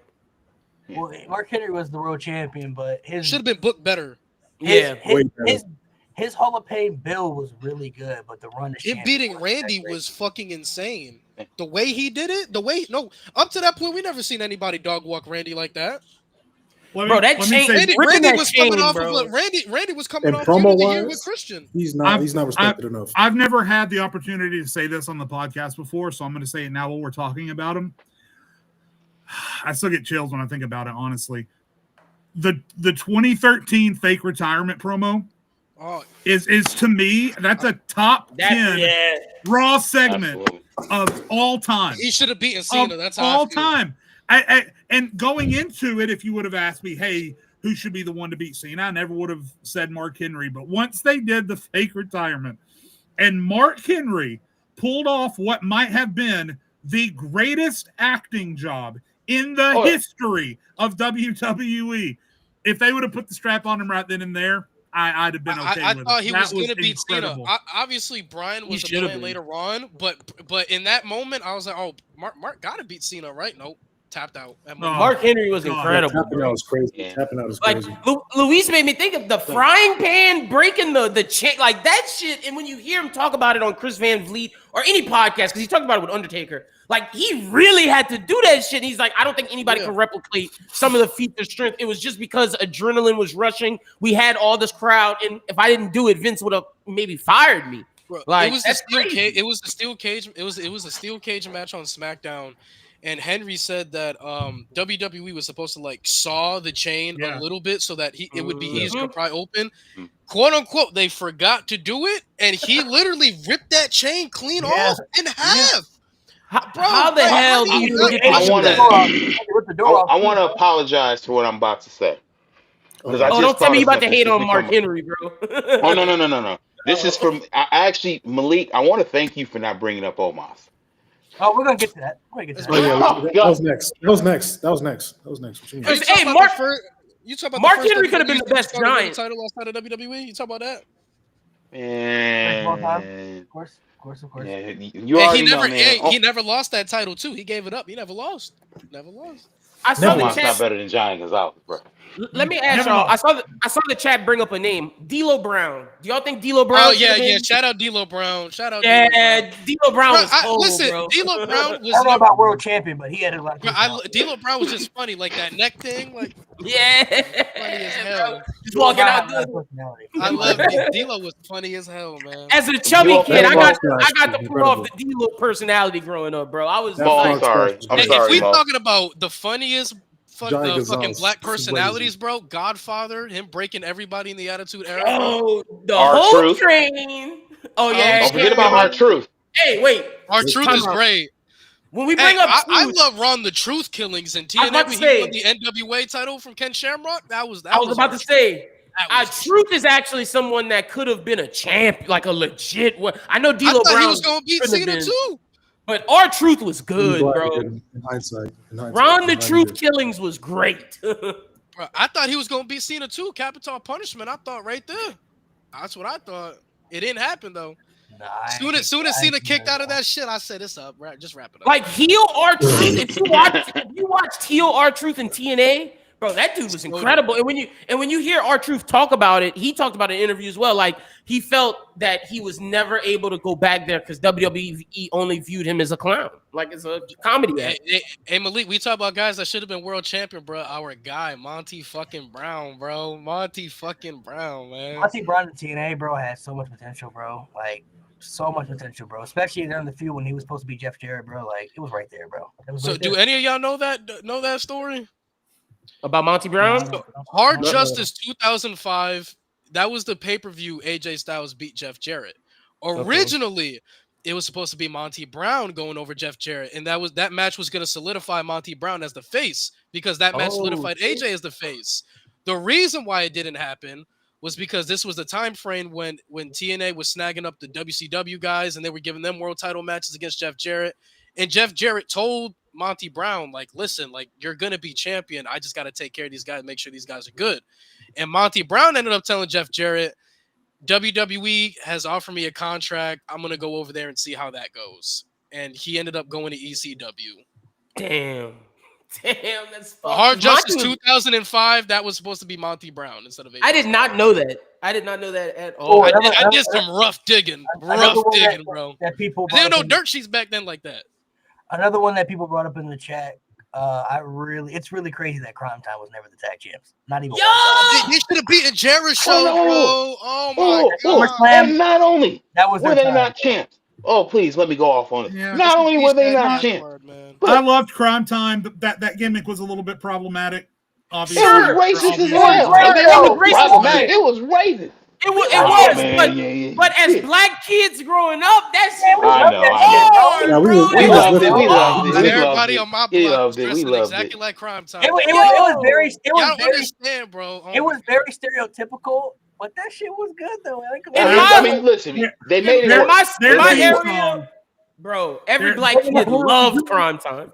Yeah, every person I knew that liked Crime Time, we had the bandanas on our knees, bro. Oh, Crime Time was so lit, bro. Yo, wait, Crime Time did that shit with Cena where they busted that limo, bro. They had aura. Aura, bro. They had hilarious. Me and my friends dressed up as Crime Time for Halloween. Let Alan say something. Huh? About them Recipe Shad, bro. Recipe Shad. Oh yeah, what you saying about Crime Time, Alan? Oh no, you guys had already made your point. I was just like at the time, like I've grown to like them as I've gone back and watching, like, oh, this is actually, if you kind of put yourself in their shoes. But when I first watched it, I'm like, really? Like, yo, really? You didn't get hit off that intro, bro? Not at first. Brooklyn. Not at first. It's over time I caught on. I was like, okay. And then I think Malik, we were in Dallas when what's the one that passed away? Shad Gasper. When Shad won the Hall of Fame. So we were actually in Texas for it. So shout out to rest in peace, Shad, man. But that was like it was very if you go so I don't know if you guys have ever gone back and watched those vignettes. But if you go back and watch those vignettes, it's insane, bro. Crazy stereotypical, like you see Mark Henry's vignette, bro. Insane, bro. Like Crime Time. Yeah, I was gonna say people like they call Mark Henry the they called Mark Henry a gorilla, bro. That shit blew my mind. I mean, okay, this is the same company that on a live pay-per-view, Vince McMahon said nigga. The thing about and then brought Booker into it. The thing about the Silverback, where I'm like, okay, it was good presentation, it was good promo packages. Why I gotta be Mark Henry though? Mm-hmm. Why you had Mark Jindrak doing nothing, bro? Why couldn't it be him? It could have been any of the big dudes to call the gorilla. Yeah, no, 100%. And speaking on the I don't think it was a terrible nickname, but when it comes to a black man, like I didn't pick it up at first, but then when you go back and look at it, you're kind of like, that's kind of wild. WWE has a history of. Oh, go ahead, Lynn. I'll cook him. No, I was just saying. I'm gonna let you go real quick, but I don't know if you saw because you brought up the Vince McMahon saying "What up, my nigga," and it made me think of Booker T saying, Hulk Hogan, we coming for you, nigga. Somebody did. That's Malik's favorite phrase. I forget who did it, but somebody this past week on WWE did the Booker T promo just without the nigga part, but they said, I forget which person it was, bro. They said I'm coming for you for the belt. And to a good point in the chat, I think it was Damien said it. Crime Time was the black version of Los Guerreros, though. Like Los Guerreros were doing. Okay. When you put it that way, I'll give you one better because at least Los Guerreros were made up and they had great matches. They're the black version of Super Crazy. And who is the other one? Coming out on the lawnmowers. That's what I'm saying. Did they come out on the tractors or whatever? That was they came out on lawnmowers, Lynn. Yeah. They came out on what's crazy though, like people bro. ain't really dissect Crime Time's motherfucking attire though. They had the jeans. And then they had the bandana on the knees. They were having to wear grills. They were having to wear dewies, bro. They wrestled in Timberlands, bro. Jade is right. The people who came out in tractors had like stereotypical like I work outside clothes on, like legitimately, bro. That was crazy. Bro, around that time frame, they had 3 of the most stereotypical gimmicks in like the same time frame I've ever seen. They had Crime Time, right? Mm-hmm. 2 black dudes from the hood who rob people, trying to make it out the ghetto. You had the Mexicans who riding lawnmowers like they cut grass. And then Kung Fu Naki, an Asian guy. Oh my God, I forgot about that. Don't forget when JBL took his and I want to thank y'all. Mexicans over, yo. Don't forget. I want to thank y'all because y'all brought up a very interesting point. I think I understand now why I looked at that a certain way. Because when I was growing up, the black stereotypical characters and racist things that Vince were not fun. Yeah, you know, it was not funny. It was not funny to see Roddy Piper in half blackface. Oh my God. You know, I didn't going up against Bad News Brown. Crazy. I agree. All right, it was not to me. It was not funny. The Kamala character. That was I agree. Why? Bro, so I think I might have been a little ultra sensitive when Crime Time came out because, like, at least with the Nation of Domination. It was a spoof off the Nation of Islam. Okay, I can get that. Nation of Islam. That's, my brothers. All right, cool. You know, Nation you put a little bit of supremely underrated, by the way. Go ahead. Yeah, they are. They should be in the Hall of Fame as a faction. I didn't think about that, Alan, because I didn't grow up. I grew up watching Ruthless Aggression, so like I didn't see the Kamala shit until after, and that shit pissed me off, bro. I understand what you're saying now. Bro wasn't even African, bro. Like, come on. And then, and then, like you said, the black face of Roddy Piper, bro. Roddy Piper, WrestleMania 6. Kamala shit is wild. It was. Remember, they had Samba Simba. Wait, who? Oh my Lord! It wasn't only the attires and the presentation; it was also the racist ass names. Like Godfather was Kama Mustafa. Yeah, Kama Mustafa. Shad was Shad, and JTG. What the fuck? JTG actually stands for just two. Oh my goodness. What's his name? The IT James Factor brought this up in the chat. Don't forget the African Dream Akeem when they made dude dress up as an African. Oh my God! That was a white man, yeah, that was a white I remember man, that. Man. I forgot about that. Akeem, the African Dream is crazy. I remember that, bro. I gotta show my nobody mom, was happier than what's his name? Big Boss Man slammed him. Let me ask y'all while Malik is looking this up. I know this isn't WWE. This is a guy who couldn't get to WWE. How do y'all feel about New Jack? I would have loved to see him in WWE. Yeah, I'd have loved to see New Jack in WWE, bro. That promo he cut in, what was it, Smoky Mountain Wrestling? You've seen it. You know what I'm talking about, right, Lynn? I know exactly what you're talking about. Yeah.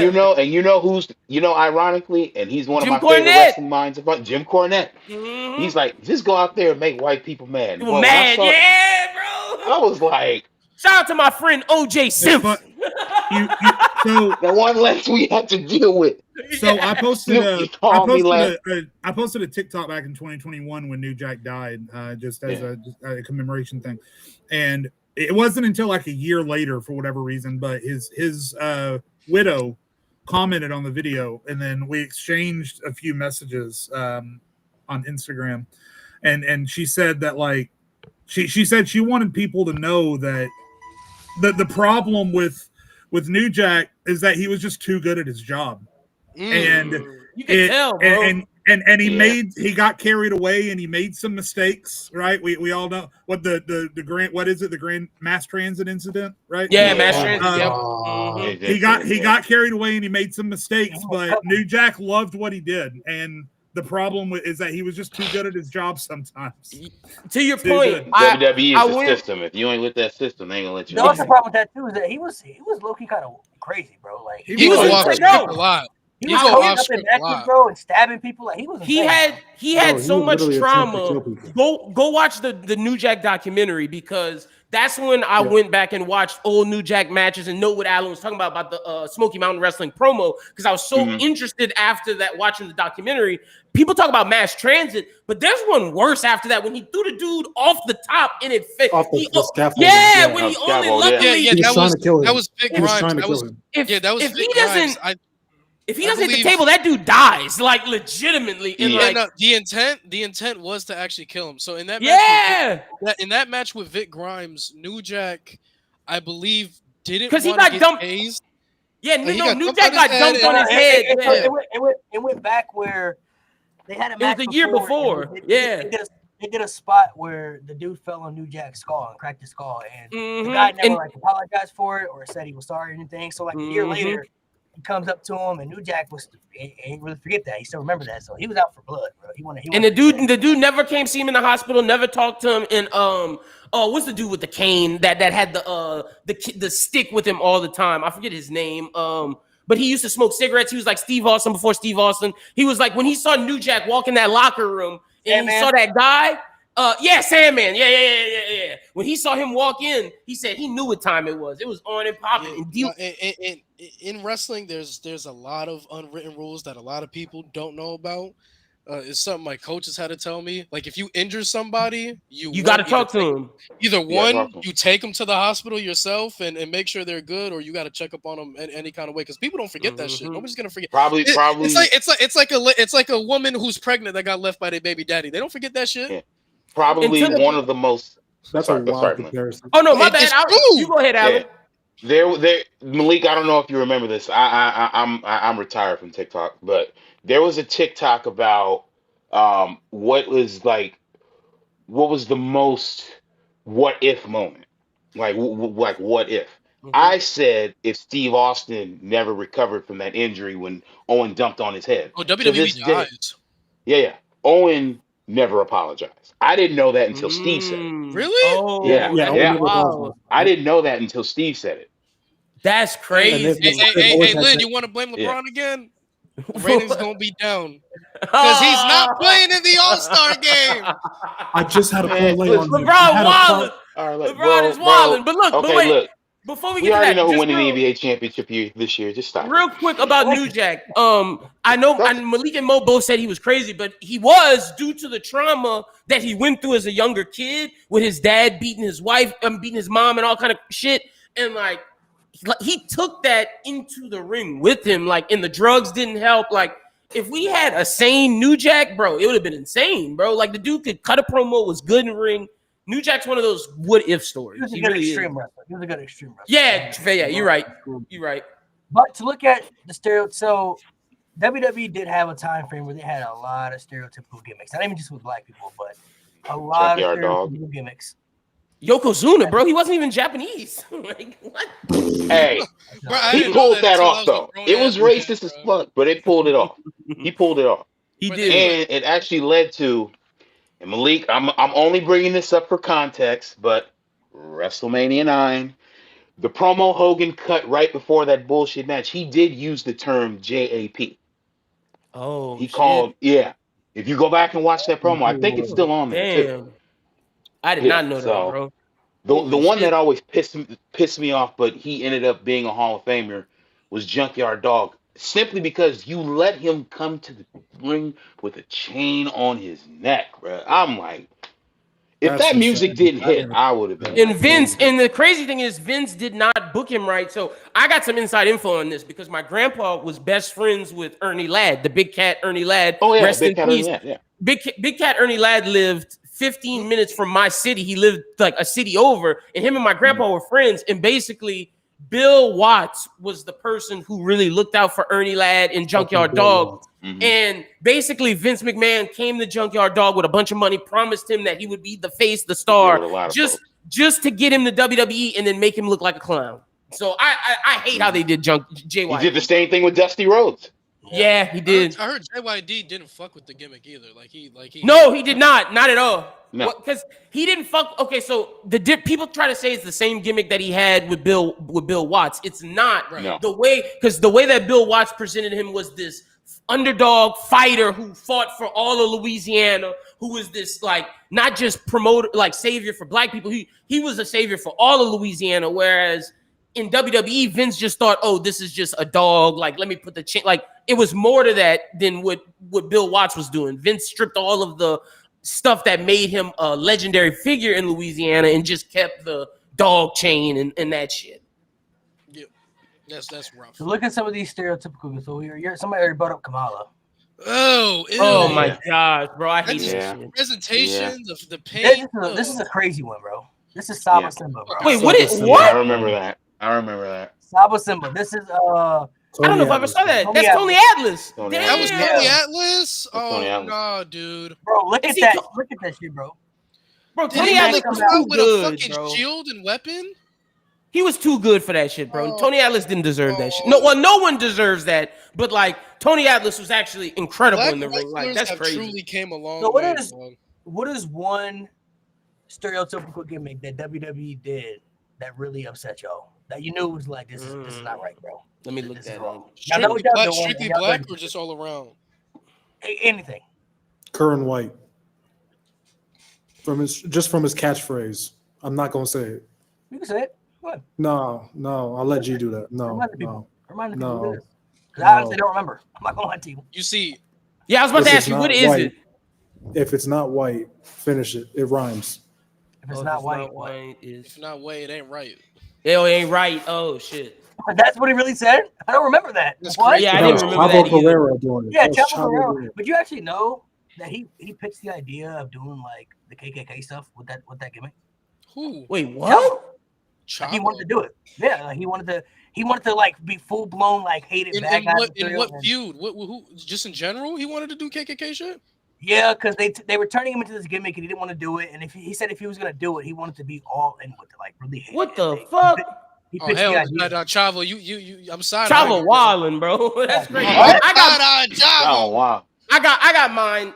And I forgot about it until I just I got Googled mine it. too. But Virgil with the $1 Million Man basically as his slave, like that's Oh, like, yeah. he was the $1 yeah. Million Man's slave, bro. That shit was crazy. And if you go back to when he turned babyface, the reason he turned babyface storyline wise, I forget who DiBiase had just beat, but he was like, kiss my feet, kiss my feet, pick my belt up, but instead of putting the belt in his hand, he knocked his ass out. And that's when we got the Virgil DiBiase feud for 2 seconds. Yeah, that Virgil shit. I was watching with my grandpa, like after because like I said, I was a ruthless aggression kid, and me and him when I showed him the WWE Network, he was like, "Let's go back watch some old shit." And when he showed me that, he was like, "Bro, that pissed me off." I was like, "I see why. That shit pisses me off now."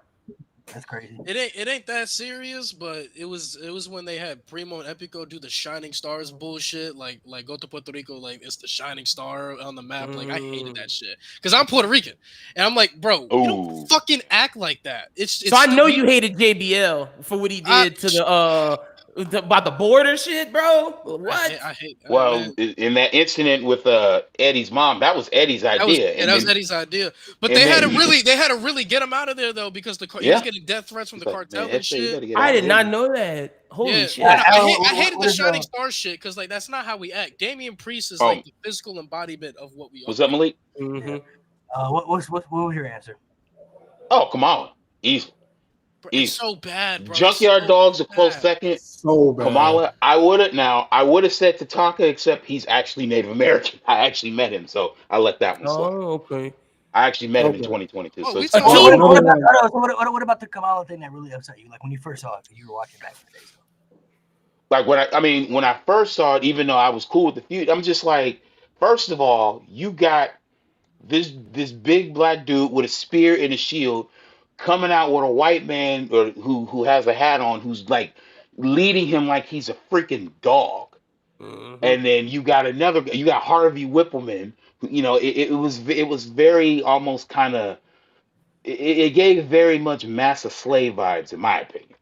In the paint, bro. I agree. The Like, paint is so bad. like, I don't like. I've Vince- never liked the paint. Vince didn't realize that when African tribes put that paint on, it symbolizes something. He just threw random white paint anywhere, and that shit just to make fun of them, bro. That's just crazy. The only Kamala feud that I will ever watch is with the Undertaker. That was a decent feud. Outside of that, I don't watch nothing else Kamala.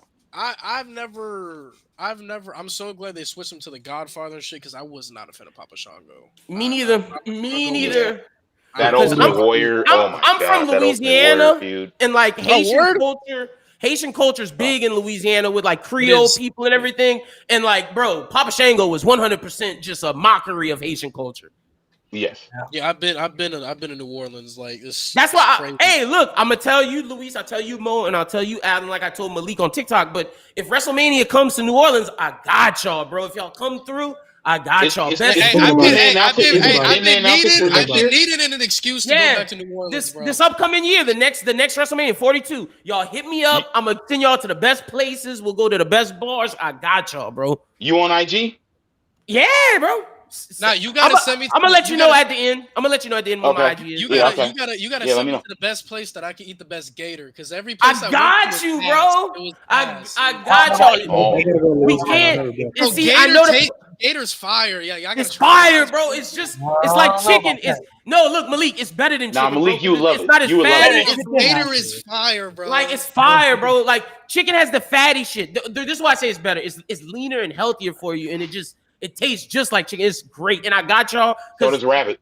Everything in New Orleans on the strip, like around Bourbon Street, French Quarter, that's all the touristy shit. I'm gonna get y'all out of that. We're gonna get the real deal, Holyfield. I got y'all. All right. Hey, man. I'm gonna hold you to that, man. I got y'all, bro. I promise. Cause I fuck with y'all. So I'm excited. I would say stereotypical wise for me, and I'm not even part of this culture, but that Kung Fu Naki shit, bro, really upset me. I'm like, I'm not even Asian, but it's like, it's wrong, bro. It's wrong. Where it's just like, bro, you're putting an Asian dude in a Kung Fu outfit, and you're literally putting Kung Fu in front of his name, bro. Like, purposely doing that for obvious reasons. I'm like, bro, you know what shit pissed me off? Another one just to go on top of that. Oh, go ahead. My bad, Luis. The shit that pissed me off growing up was seeing Kofi being portrayed as a Jamaican to find out he was from Ghana the entire. Bro, when I found out he was Ghana, we don't get West African representation, and then I found out Kofi was West African. I'm like, it blew my fucking mind, bro. And then to Malik's point before we go on Kofi. Just to add to the Japanese thing, Kai and Tai. I just did not like how they showed Kai and Tai, bro. They made them like they were just like they were ignorant and all kind of shit. Like it was just. I do remember Kai and Tai. Oh my god! It was like the most stereotypical like Japanese workman type shit. Gimmicks, like I will say to WWE's credit, sometimes people who play other gimmicks who are not from those cultures, they do work out sometimes. Like Yokozuna wasn't for Asian, but he played that gimmick very well. Muhammad Hassan, he's not Arab, but he played that's one that pissed me off. Wait, Muhammad Hassan's not Arab? He's Italian, bro. He's Italian. He played it very well. Like, no, Muhammad Hassan's Italian, bro. Y'all just blew my fucking mind with that one. Hey, listen, Kai and Tai, listen, bro. Hey, the roof would have blew off the place if he beat Triple H. If Taka Michinoku beat Triple H on that Raw, bro. When Triple H had that open challenge. Some of the people like. Mo, don't shake your head. When I found out Santino wasn't Italian, I was like, bro, what? Wait. Santino. Okay, so you telling me Santino's not Italian and fucking Muhammad Hassan is not Arab. Those two things are Lord Tensai was sick work, bro. Nah, that was some sick shit. Oh yeah, that white guy. Yeah, is his name Albert? Yeah, Lord Tensai was only bad because we already knew he was H-er. Like we already knew who he was. Like, we already knew who he was before. Like he's not. But I get he was in Japan a long time, so he came back. I mean, I understand, but what like nigga got a conversion on his way back? Like what the fuck? Bro, Muhammad Hassan is wild because like he was legit. Muhammad Hassan really pissed me off. I'm not gonna lie. That's wild. That really pissed me off. And the way they did that. He's not Muslim. Arab. I hated That's it. And like That's the why they- problem with that's that why- is, Mo, That's why they Oh. stuck Davari with him, because Davari is Arab. He speaks the language. they brought Muhammad so much negative attention to the Muslim community because that was right during 9/11. Like that was just straight Islamophobia, bro. That shit was evil. He went down as a That was great literally heel, the bro. He heel would- trope. he had so much potential, bro. Muhammad Hassan had so much potential, man. God, I did not know that. Yeah, Bro, bad the timing. timing of that one segment on SmackDown is insane, bro. I know what you're No, talking about. They taped Yeah. that ahead of time. Undertaker? Yeah. that was Yeah, great. because they taped that ahead of time, not knowing what the hell was gonna happen. But they still put it on TV. Like you taped it, you still put it on TV. Like, why Oh, did and you- look, somebody in the comments said this. I know this isn't the typical. We're talking about race stereotypes, but he's exactly right. This is disabled, handicapped stereotypes. What they did to Eugene, absurd, absurd. Sorry, I'm not a Eugene Listen, fan at I'm all. 50-50 on because I hate that, but when that motherfucker would come in and solo evolution, like you can't help but laugh.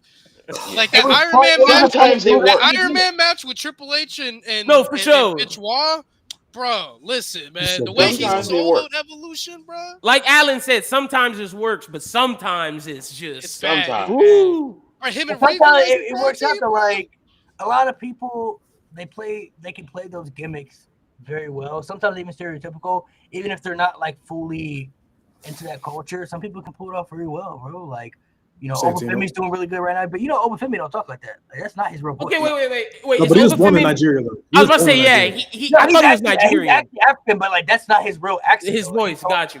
Well, then again, us Africans can code switch really easily. No, so, he can yeah. switch really easy, but like You if can. you go watch a promo, if you go watch his original promo when he What are you did talking? NXT, Oh, he talks like American, right? he talks like us. Yeah. Yeah. He Bro, Yeah, he has talks an like accent, You but- know that episode of he puts SpongeBob the where he accent tried to on be very well, normal where it and he sounds was really- an oval. You know that episode of SpongeBob where he tried to be normal because they said he was like too chaotic, like the hi, how are ya? That's Obafemi in real life. That's real. Now, wait. That's Obafemi. Malik, does Omas have a accent in real life? Yes, he Nah, does. talks Yeah. like that. Almost sounds like that. Okay. he Omas talks like that. really does. Okay, cool. Hey, Cool. in honor of Black History Month, I would like to talk about the best peaks. And listen, bro, my man's Bobby Lashley, bro, has climbed up so high in the past 6 years, bro. The shitty booking he made it through with Vince, and when he finally became WWE champion, bro, he showed he's like that. We always knew he was like that because we all watch Impact, or the people that watch Impact, we knew he was like that. But for him to get that opportunity and to break through like that in WWE, like Lashley, bro, Lashley's him. Even before that, if you go back to the Ruthless era, I think everybody always saw potential in him. during So that would y'all time. say Like, Bobby is the best black wrestler in WWE history? Kofi. Booker T. Kofi? Oh, Booker Oh, T. I'm gonna take if it. we're talking about Booker WWE, if we're doing That WWE, was but to Luis's point, that was another one who had a major come up because like Harlem Heat was cool, but Yeah. like there was like a weird transitionary time where the WCW tag titles didn't. I mean, when they finally put him, and they did it right, tag titles, then he U.S. champion, and then I felt so bad for him because he won. He was the last WCW champion before they got sold.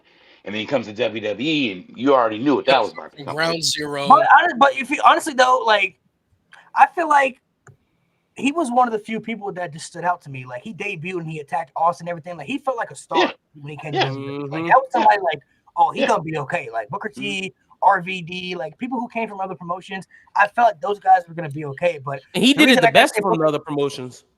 the reason I gotta say Booker T is because I feel like his in-ring work is great, his character work is sensational, and not to mention he survived the Triple H feud, bro. Yes, he that was did. fucking- Should have yeah. won, bro. Should have won. When he Ima- lost at imagine- WrestleMania 19, bro, Mhm. that was supposed to be it for him, and he it honestly really didn't affect his career. He was still in good spot, good feud. Yeah. He still won Mhm. championship, and then the King Booker stuff that helped. The propel King him Booker up shit is to crazy. bro. I want to yeah, I want to King- give this certain superstar his flowers because I feel like when we talk about black wrestlers, he's gonna get lost in the shuffle if we keep going on, bro. But my man Big E is in that combo. Okay, Big E is- before we get to Big E, can Mo explain why he got Kofi? I wanted to hear his I Kofi think reasons. I think it's purely between like let's say Booker T and Kofi Kingston. I think it's a longevity thing. And if we're Okay. talking just WWE, 'cause if we're talking Yeah. about all of wrestling, I think Booker T would go above him. But if we're talking about WWE, like Kofi's legit done everything. The peak was crazy. KofiMania, like Mhm. I don't think anybody expected that to happen. And what it meant for me, especially like the West African connection, like that was everything for me. That So let's I'll never dive into Kofi Mania real quick because that's probably like the biggest black moment that WWE's ever done. Hell yeah, that's the biggest moment for a black wrestler.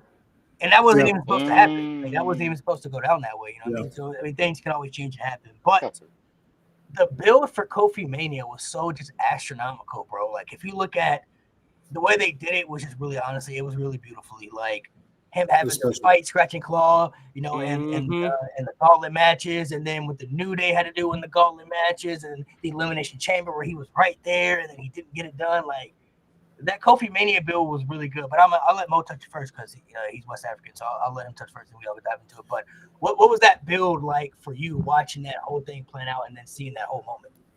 Man, since like 2009, right? I always looked at Kofi as somebody that could do it, and they were pushing him, bro. They were giving him that push, and then it was taken away from him. But I always looked at Kofi, and even going into like 2018, 2019, I looked at Kofi as like he was going to go down as somebody that was one of the fumbles that never got the world title. I agree.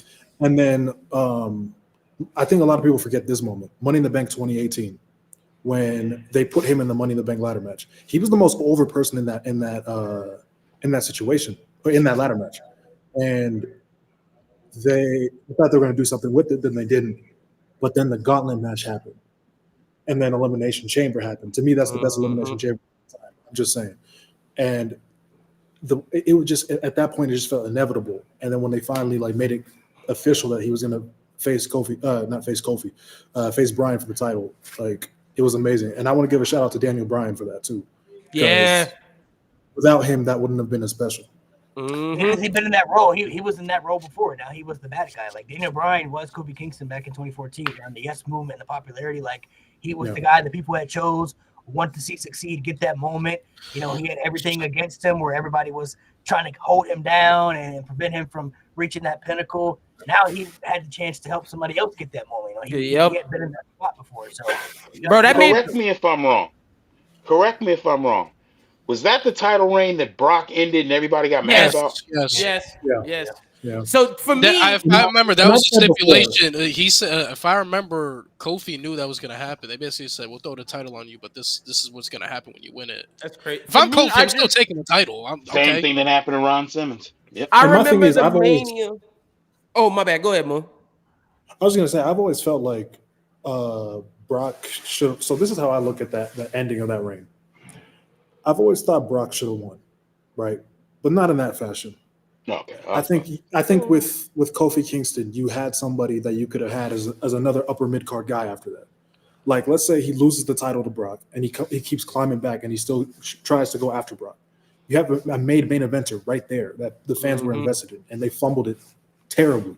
What was so effed up about that whole situation is Kofi, number one, never went back after the championship. He never even rematch. He didn't care. For a storyline and character aspect, he didn't care to go back after the title. And number two, which is the worst part, they sacrificed Kofi's reign just to do Brock Lesnar versus Cain Velasquez. Horrible. Which was terrible and meant nothing. And Cain Velasquez was never seen again after that in WWE. Yep. Horrible, bro. Never had. Horrible. KofiMania. Crazy work.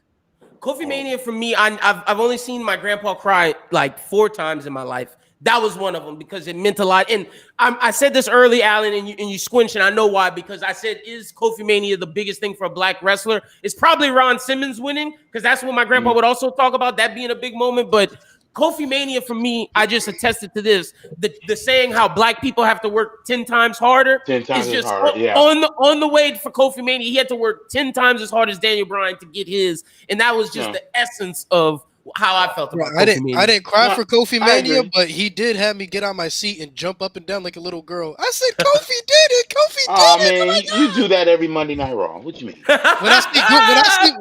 When I see my glorious King Gunther walk down the ramps, I'm locked in, bro. Oh, you one of those. Gunther. Your man Gunther about to get. Hey, Luke. Your man Gunther about to get super kicked out of that belt. You don't think I'm angry about that? I've been angry. But Lynn, you bring up a very good point, because there are moments, but then there are moments that can transcend. So I think I look at Ron Simmons, that opened the door, because then we got The Rock, and this may be a hot Ron take. Killings after Ron Killings, Booker T. Let me be Booker T. I have a bit of a controversial take.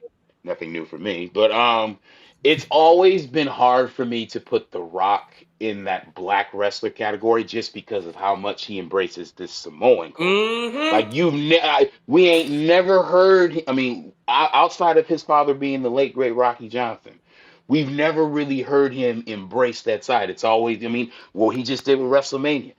He didn't slap Cody because of something he said about his dad. He slapped Cody because something he said about the Usos on Samoan, yeah. the Samoan side. So I think that plays a factor though, just because of the Samoan heritage in the wrestling business. Though, yeah, That's fair. attached to that, you know, that's what I mean? fair. Like, I'm just saying. like his dad is black, I mean, it really stops there with his dad. But I mean, it goes on with the Samoan lineage, bro. Like that family has so many layers to them in the wrestling business. You know what I mean? No, I understand. I do understand why there are certain people in the black community who may not want to attach The Rock to that because he doesn't really speak much about that in wrestling when they talk. You know, when he's cutting. He's probably more exposed to the Samoan culture. Hey, Alan, though, I feel what you're saying, though, bro. I do. Heritage, you know? He's more exposed to the Samoan heritage, but I do think that's because strictly off of the business, you know, of those people of, you know, who are attached to it. You know what I mean? Like he grew up in Hawaii. His grandfather owned a promotion in Hawaii. You know what I mean? And the Polynesian culture runs deep in the wrestling industry. Peter Maivia. I agree with you, Malik. Everything you said, you're 100% right. But I do gotta acknowledge, I feel where Alan's coming from because, like, he don't claim that shit at all, bro. Like, he don't never like I'm like, damn, not once. And it blew my mind when I was watching wrestling and I told my mom, I was like, man, The Rock is great. Like, he's a great wrestler, blah, blah. She was like, did you know he's black? I was like, wait, what? And from that moment on, I was like 7 when she told me that. And from that moment on, I was like, oh shit, The Rock's black. Can I ask, way different, fuck my view. Way different type of conversation. I would like to know how did it feel watching you guys see a black champion drop it to another black champion? Like, how'd you guys feel when Big E cashed in on Bobby Lashley? Because that was the first time and the only time it's happened with a world title. That was when they announced that, because Big E kind of said it was gonna happen, but I was like, I don't know if they were. I believe him. I said, motherfucking chatting. They really gonna do it, but it was cool to see it pass from one black man to another black man, though. Like you can see, you know, Big E to be on that list of black champions. Now, I wish they would have did his reign a lot better, but I was okay with it for that exact reason. He started strong. Like he beat Drew at Crown Jewel. Yeah. See, I was hyped. He beat Bobby in a really good steel cage match. Because I liked Big E because Big E was a personality. He was like a guy that was in the nerd culture. So he spoke to a kid like me. Big E plays video games. He watches manga. So I was hyped for him. But like Malik and Alan both said, the reign is what kind of made it like luster. But I was super excited when he got it because I was like, oh, this is the turn. When he won Money in the Bank, I was shocked. When he won Money in the Bank, I saw that coming. I ain't gonna lie. I thought it was Seth. I thought it was Seth that Money in the Bank match. You know why I saw it was I knew, like I was thinking it was Big E going in, but I knew it wasn't going to be Seth when Seth on that Friday before Money in the Bank pulled down the briefcase. Oh, right. Yeah, I was like, there's no way they're going to do that again. How do y'all feel about black wrestlers today on the main roster? Not NXT on the main roster, like Mello and men's wrestlers, because the women they're killing it. But how do y'all feel about the men's black wrestlers on the roster? From my POV. It's gotten to the point, and not just with WWE, with how pro wrestling is as a whole. Like Swerve being he was world that was champion. Huge. Me personally, now I don't look at anybody with colors. I just look at everybody as pro wrestlers because it's changed so much over time. Hey, that's fair. How do y'all feel? That's just me, though. I know there's still people that still like colorize things, sure. but I look at everybody at the same now. The absolute same now. I'm good with it right now, considering 32 years into this.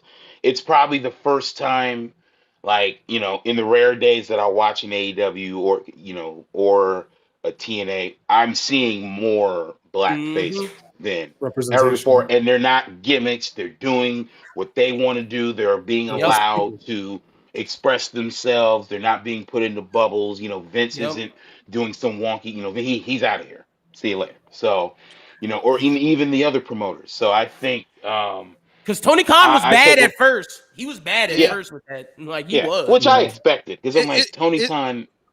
has never run a wrestling company before. How do He's you not feel? gonna How do you It's cool to see representation done right, because the way how Obafemi That's has what I been meant. presented, like, it's so awesome. Like, you can really believe that he's an actual warrior. Like, the way he talks, the way he carries himself, like, you believe that shit. How do you? But people, because I know people are gonna make the argument about Oh, it. trouble. You mentioned the Here we go. people of today, Oh, you know, about black wrestlers and stuff like that. About people think that Triple H is racist and that because there's no black champions or black people lose or they're left off the PLEs and stuff like that. Which people in the society try to find so many ways to nitpick certain things and blow things out of proportion that aren't just I agree. really true, bro. Like there's so much talent on the roster. Not everybody of certain colors are going to get certain pushes at certain times, but things eventually will happen. Like I think Carmelo Hayes is going to be in a good spot. He's not winning much right now, but that doesn't mean that he's buried or destroyed or he's not going to have a bright future. No, same with Obafemi we talked about. I think Obafemi's got such a bright future. Like there's so many people that are going to be on the upcoming for the future. You know what I mean? So it's really all just about patience and key, and just because somebody's not on a PLE or there's no black person on a PLE for one particular PLE doesn't mean that somebody's racist or somebody's holding somebody back, bro. Like we live in this weird society today where everybody likes to blow things out of proportion. It's crazy. Well, I agree with you saying, Malik. I think for WWE at least, the future will be very black. I think right now, what Triple H has, he doesn't necessarily have as many main event male talents. We see with the women what he's doing. I think if anybody wants to question Triple H's raceness, and you're going to say AEW's better, wait, let's talk about this, because I was pissed at AEW's handling of black wrestlers up until halfway through Swerve's title reign. Not even the beginning of it. I think halfway through. Once we got halfway through, and then we saw Tony Khan saw that was successful, he started to be like, okay, let me push black wrestlers now. All before, the way he booked black wrestlers before that was horrible, bro. It was worse than Powerhouse Hobbs, the whole, bro, was the whole bad. Big Swole thing. Y'all remember that? Ricky The whole Big Starks Swole was thing? bad. Big Swole. Yep, Ricky What I Starks, would say- Powerhouse Hobbs, Keith Lee. You could go down the list of black wrestlers that Tony Khan had that he fumbled. Lee Moriarty. What I would say to Malik's point is I agree to you to some point, but there's two factors I bring into it. Historical significance when it comes to black wrestlers, just because we dived a lot into like a lot of the old gimmicks and the sketchy racist stuff, but also it's a situation by situation basis.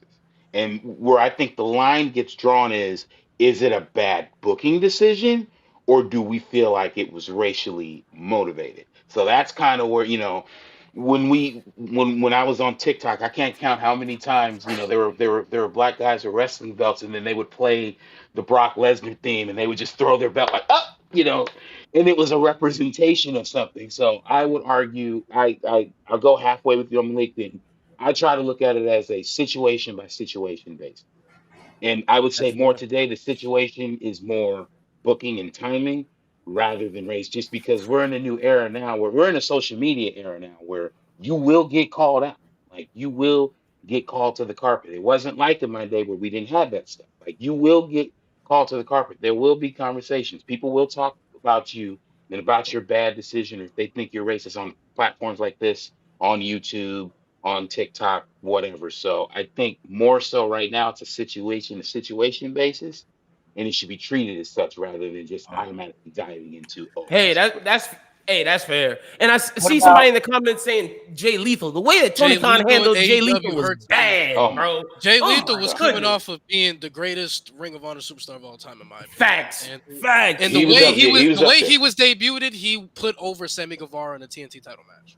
And I don't want to hear Keith Lee stays injured, because Keith Lee was healthy for like a year and a half, and Tony Khan didn't do shit with him. Like, he didn't book. I'm not agreeing with you, Trajan, about Keith Lee was booked good, but just got injured. No, he was not. Like that tag team title reign and everything they did, and then the Acclaimed. Oh my gosh, bro. The Acclaimed had one of the best popularity peaks that company's ever seen, bro. And then they ruined it. Then they ruined it. Private Party, another one of the best popularity peaks, and then guess what? Ruined it, bro. Fumble. What about so to touch on the Black history stuff too? We got to talk about Sasha and Bianca. First legendary, two black women to main event WrestleMania. which was a great thing to see. First black people to main event WrestleMania, period. Yeah. Well, outside of The Rock.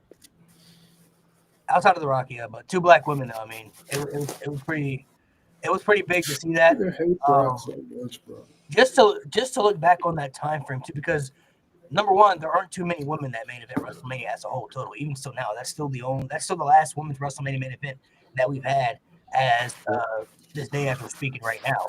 But to see Bianca main event her first WrestleMania ever against Sasha Banks, who was an established star, and for it to be 2 black women in the main event, it's pretty historic to watch because there are certain things you see in wrestling that you never thought you would see. That's one that I definitely never thought I'd see. Like, I never thought I'd see 2 black women in the main event of WrestleMania. Maybe a banger match at that. But 2 And in Vince's era, too.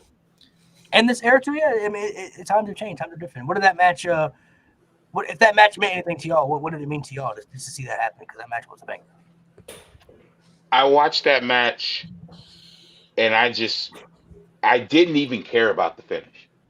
I was just like, this is so historic. You know, watching the women's division evolve over the last, 25 to 30 years. Growing up, there were maybe 2 or 3 women's wrestlers when I started, and they were all white. Well, actually, one was Japanese, excuse me. So I took a lot of pride in it. And because you know how I look at matches, Malik. We've talked about this. I'm very satirical about it, but it was probably one of the first matches that I was like, I'm so happy I don't even care about the finish. I'm just happy we got to this point. I agree with that wholehearted, Alan, because for me it was just like anytime we saw black women's wrestlers, they were stereotyped. I would say worse than black men. Like we know how we know the stigma that black women face in the real world and what they face in the wrestling ring. And to see, and that's why I put Bianca over Charlotte, because to see how Bianca represented herself, and same thing with Sasha. The way that those 2 women carried themselves, it was not only inspirational for black women, but black men and just people in general. Those 2 ladies did something that I don't know if we'll ever see again. Hopefully we do, but they did something special that night. And I don't know if they realize, I'm sure they do, but I don't know if they realize the impact that had on so many people growing up. They're going to be like, that match made me want to decide to be a wrestler. I could totally see that happen. The thing is, right, when that match was happening, as they were making their entrances, what hit me first was the fact that they were the main event. I didn't realize it at first. I'm like, oh, wait, this is the last match on the night. Okay. But then I saw Bianca crying. And then that's when it really hit me like, wait, this is fucking history, bro. I was hold the phone. That was like, I felt like Betty right in that moment. I was like, I don't even care what the fuck this match is. Like, this is special, bro. From an outsider looking in, it was. I love that match for a multitude of reasons. One, you had an upstart like Bianca really breaking through, and we were coming in a time frame where shit like that wasn't really happening. So that was cool to see. 2, it was cool to see women main eventing another Mania, because up to that point it was only Becky, Ronda, and Charlotte. And also the time that they main evented in, like Vince gave them that trust. And you had other big names on this Mania. You had other names that could have main evented, but it was the trust, like for them to be the first main event for fans coming back to live shows, and for Vince to be like, I have all this trust. You guys go out there and do your thing. Go out there and kill it. Great point. I thought that's pretty awesome. Like, I think that's a hell of an honor. Be like, oh, you're trusting us to be the first main event with fans coming back, and you trust us to steal the show. But let's do it. And they did. That's a great point. They did exactly that. They stole the show. Great point. I didn't think about that. To be the first main event when fans got back, that tells you a lot. No, that's a great point. He had so much trust in them. Like, go ahead, gang. And I think Bianca is one of 2 people. I think Bro, that's so stupid. Oh, bro, that's crazy, bro. They told that man you Kevin Nash. They said, Lewis, you one of us, bro. Appreciate it. I think Bianca is one of 2 people to main event her first WrestleMania, because Brock is the other one. I think those are the only, on top of my head. Like their first. Wow. Really? That's Bianca, big, bro. Oh, that's Bianca and Brock are the only 2 that on top of my head that like their first actual WrestleManias they ever competed in. They were the main event. So you're not counting. Well, Obviously, there's a besides couple. the first one. There's a Besides couple the first more, one, but that shit don't count. That shit don't count. That shows how much they value Bianca Belair. yeah. The first show was the first show, so obviously Mr. T was a part of that. Are we? Just think Malik? of the pressure that Bianca and Sasha probably felt like knowing like this is the first crowd with our first crowd back in so long. I'd be shitting myself. I ain't gonna lie, bro. Like to not hear the roar of the fans for a minute. There's a few more, Malik, That's such but a you're on the special right track. feeling, They're not the first, but you're on the right track. I'm just No, I'm not. confusing them. They're not the first, but I think I don't know. Besides Brock and Bianca, those are the only two that come to my mind that I can remember. Yeah, I'm trying to think right now. Yokozuna's one. That was his first. Yeah, that was his first one. Hogan technically by proxy because it was WrestleMania 1. I mean, WrestleMania 1. We ain't giving Hogan that he pass. had what, like 5 out of the first 6? He had like what, He 5 got out of 10 the passes first 6? already, Lynn. Was that Bam Bam's first? Facts. Was that? No. Yeah, it was Bam. No. No, it wasn't. It wasn't? Oh, so Hogan's Bam was in 2 or no 1 or Yeah, he was. Yeah. He was in a Mania before. He was in a Mania before that. I think it might have been 2. okay. 2 or 4, but I'm pretty sure that wasn't it. So if I'm wrong, then it is. It's been a But while since I've rewatched all of these. I'm almost certain it wasn't. Yeah, but we ain't giving Hulk Hogan the credit for that. Yoko, Brock, and Bianca. That's special. That's Especially a special not this class one. of people. Especially not this one. That's an insane class. Oh, and Ric Flair too.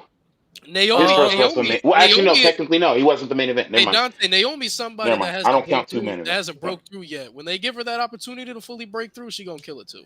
Yeah, that 2017 reign is like when her lead up to that. I was like, Bro, I don't know. her knockouts title reign from beginning to like so good. See, I'm gonna say a hot take and be devil's advocate. I think Naomi is an upper mid carder, and that's where she fits in this. Like, I don't know if she's a main event person in everything that we got going on.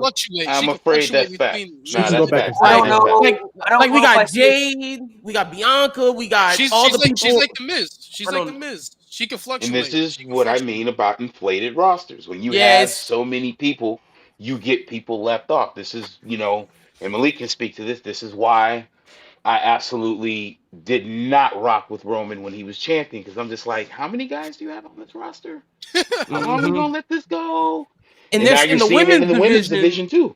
Yeah, the women's division is so good now, man. Like, how many people got here? There's so many people that need opportunities that I don't know if I could see if I personally want Naomi in there. Like, there's people that I need to see in there, and Naomi's like, it's okay, cool. Yeah. No, but I feel like I don't know if WWE. I don't want to say values, but I don't know if they see her in that same limelight as TNA did. Like when she was in TNA, she clearly proved that she could be a top main event star. Yeah, she was the main event person. To me, if she's ever world champion, she'd be like a Aleister Black and Andrade. Like she'd be champion when there's a real big money feud going on that doesn't need a championship. That's how Gargano and Ciampa was before Ciampa. And I don't know if with the glow gimmick, I don't know if that's really gonna propel her to the main event scene either. I don't know either. Yeah, I feel like she would do like a heel turn or something drastically changed about her gimmick that would set her higher up. I think a heel turn really could do it. I think she needs to be the person that did that to Jade. She needs to be the person. Yeah, it looked like they're building it up. It looked like you're building it up because when she was talking to Bianca, immediately she was like, "Oh, see, they did it." Told you. Like, and she tweeted right after. Yeah, and Nick Aldis was like, "Nah, we don't know completely yet. They're just suspects." And she's like, "Oh." To Malik's point, if she's staying with the glow, then I think she's an upper mid carder. If she changes, well then then we could get cooking and see what's up. A heel turn could do it. Not saying it. She gonna be super, but I think a heel turn could to get her to that lower main event level. I ain't mad at it. If she turned heel, that could open up so many different layers to her character that we haven't seen in almost like 10 years with her. And really could benefit her because the glow gimmick, I just don't see WWE pushing that gimmick as like a main event marquee talent on the roster in the women's division. I just feel like where she's at right now with the glow gimmick is where she's going to remain. So, and then to go back to Jade Cargill, Jade Cargill has to look. She just needs the talent. Like she needs to really, I feel like, show that she can carry matches and carry stories. And I think that's what WWE is hoping for. That's true. That's true. Sid is true. I think that's what WWE is hoping for out of her because she has the look. She has everything that screams a superstar.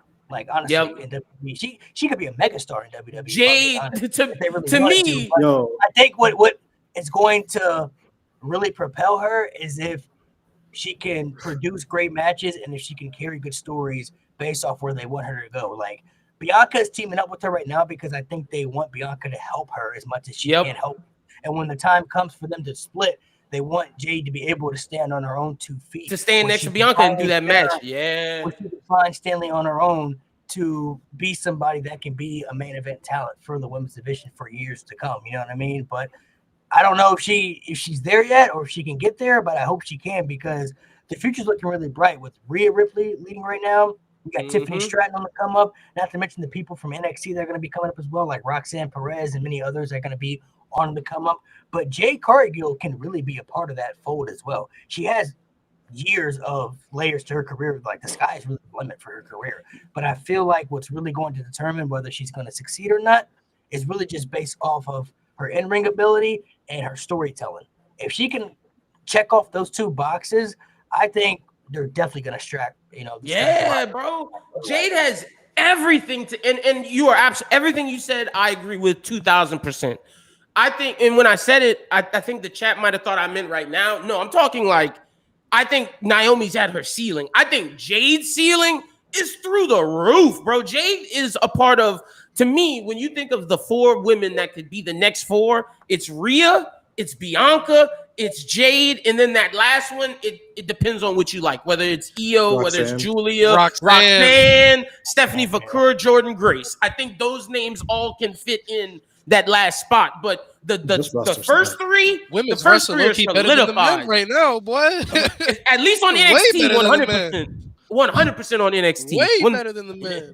Like it's not even close. That's another one. Jada Parker, Last Legend. I really like Last Legend. I love Jada Parker. I want Jada to get a new finisher. That's all I need, baby. Please get a new finisher. Jada got the aura, bro. The promo she got and the everything. mic. Boy, when she told Lola Vice, "Bitch, I ain't leaving this damn ring." Oh man, did she say the N-word on NXT?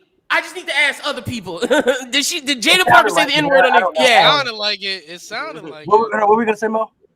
You know how we were talking about the people that main event the first Manias? Yeah. So someone said in the chat, Sid, and it just reminded me, Sid is the only person to have 2 Mania matches, and both of them are the main event. Oh shit! Like all his Mania matches are the main event with Hogan, right? With Hogan, yeah. Damn. And that was his first Mania. That's right. He's only had 2 Mania matches. Huh? Was that? Those are the only 2 matches he had at WrestleMania.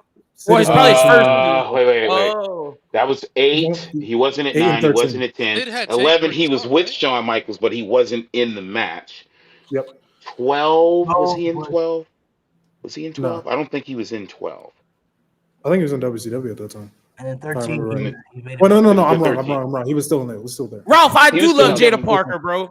Jada Parker has incredible mic skills, dog. Like that girl is oozing charisma. But I knew that because just because she thick don't mean nothing. And if that's the case, then Nikita Lyons should be the GOAT. But that's another conversation. But like I said last time I was on here, I knew Jada Parker at LSU, bro. I met her. She would go out. She was on the soccer team. She would go out at night on the strip at Tigerland. And one of my homies was one of the promoters for a lot of those parties. And we met Jada. She's a sweet, sweet individual.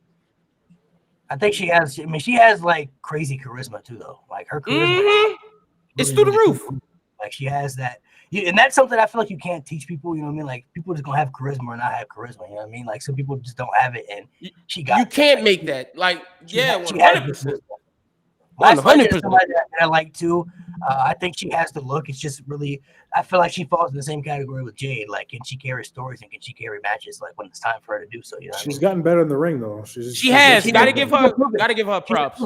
She's improving. But as far as like the look, like she has the look. Like I feel like she's somebody that could be a superstar. It's just really about like, can she be somebody like who carries matches and help propel storylines when it's time. You know what I mean? So 2 women in NXT. How do y'all feel about it?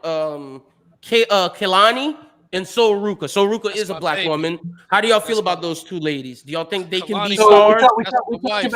We talked about personality. Kalani Jordan lacks that a lot to me. Like that's she does. Show. Her in-ring skills are good, but she lacks a lot of. She can't talk. She has that ricochet effect. So Ruka right now is doing the tag team stuff with Zarya, Go but on. she has she might be the most athletic person WWE has right now, if I'm being honest. Her athleticism is insane. Her in-ring ability is really good. She has a case of all time. The first one was, you said Kalani Jordan. Kalani Jordan. Yeah. And I'm gonna hurt myself saying this, but you know what I think of when I watch her? It's like, but you have no charisma, but you're good in the ring. Bret Hart. Yeah, because Kaylani's great. And in it the hurts ring. me to It's say just- that. She talks, man. It It's breaks just my heart to say that. It's like she's talking to a wall. I don't get it. Like it's like you could tell Yeah, she's yeah. trying her hardest, bro. I will say though, as a trying. heel, seeing her as a heel, if she feels much natural. Is it natural? Is it more natural? I feel like it's a lot more flair that we're looking for. But if we're going naturally, she's just a natural white meat baby face to me. Mm-hmm. Yeah, She just don't got the. She don't got that bad bitch persona like Jada Parker do. You feel me? Like she don't. But She but don't see, you carry don't herself need like that a heel. because you. But oh no, I get what you're saying about the heel, but you don't About a need heel, that yeah. because her baby face is boring too. I think that's where Malik was about to go. I didn't like her baby face either. But we also at a point where we just got. But if she is gonna be a heel though, she got to bring some attitude. You know what I mean? Yes. Like I feel like she does. She's lacking Too that. long established. She's really lacking that. For sure. I'm not saying she can never get there, but based off what I've been seeing, it's like she has really good in-ring potential, but she really lacks that personality. Man. And she's in a division with a lot of greatness, bro. There's greatness everywhere in that division. Yeah, I feel like she can. Roster go on stacked, that. man. The roster stacked. No, that NXT roster's on steroids. I mean, it's crazy. Like I feel like eventually she can get there, but just based off as of right now, I do feel like she does lack personality, which is going to hold her back, a lot based off where other people can go. You know what I mean? Yep. So I don't know what happens when she goes to the main roster. I do think she should spend a little bit of time in NXT until she really is ready to come up. So Ruka is somebody that I feel like has unlimited potential. I feel like if they want to branch her out on her own, let her see what she can do. Let her sink or swim because her in-ring ability is off the charts. So if she can prove that she got the personality to really be that baby face, the potential. So Ruka's incredible. And Snoopy, she is black. Her dad is black. Yeah, she's that black. It's crazy because they posted the the Black History Month with like all the black superstars. People were like, so. And she had to put on her IG like, yeah, my dad's black. I just ain't get shit from it. And Soul has personality because if you follow her on TikTok, she has it, man. She can talk. She keeps people entertained, and like Malik said, they just got to give her a chance. Hopefully they will. I mean, I'm hoping they'll give her a chance. I mean, I don't know if they're going to, but I think it really just depends. It really just depends, honestly, whether or not they just believe in certain, because they have so many talent they have right now. You already got Julia, you got Stephanie Van Kier, you got Jordan Grace now a part of that mix. Not to mention upcomers like Jada Parker, who's still in that mix as well. And plus, they bring people back down, to NXT from like Bailey, and they brought back Michin, so they'll bring Jade in that mix. Yeah. They'll bring people back from time to time too. So I mean, it really just depends, like the criteria of who they want to bring back, though. But I do feel like the women's division is in a very good position right now, especially for WWE. I think NXT got the best women's division on lock for sure. Like, and all the wrestling, bro. Yeah. AEW's close, but NXT's women's division is great based off presentation, based off of just the talent alone. It's really, really special, man. It's insane how good that NXT thing is. Like the fact that women are like, no, I want to be in the NXT division because it's so great. Like it's incredible. These women they're killing it down there, man. Mm-hmm. Oh, they're so good they had to add another show. Like I don't think Evolve is for the men. Like let's call a spade a spade. The men in NXT are having trouble. I think Evolve is mainly so we can get all these great women a chance to be on TV. Of course, the men too, but there's just so much more women talent. I get what you're saying. All right, fellas. So we're gonna go ahead and sign off, man. Appreciate you guys for coming through. Lynn, Alan, appreciate you guys for pulling up to the podcast, man. Make sure you guys subscribe to the channel to be part of more episodes, man. And we'll have some more things coming for you guys in the future. Some more interviews coming, and then we'll also have some more things that we can't talk about yet that we're planning. So As always, to end it off, it's Black History Month, so we got to end it off right, man. If you're not an Homo sapien, then what you doing in life? Oh my Let's God. go. Oh You're not my living life to the God. fullest, bro. Wait, In can I Black do History it? Month, people Can I respect do it the for greatest Nate? of all time. Oh Can I do my it for God, bro. Nate, we miss you. Let me do it for Nate. Let me do it I'm for pulling Nate. up. Man, y'all, man. Let me do Thank it y'all for for Nate. having me, growing his brothers. grave. I gotta do this for Nate. You know what I'm saying? Because he's not here. Out of respect. Yeah. Greatest of all time, bro. We miss you, Greatest of Nate. all time. Please come back.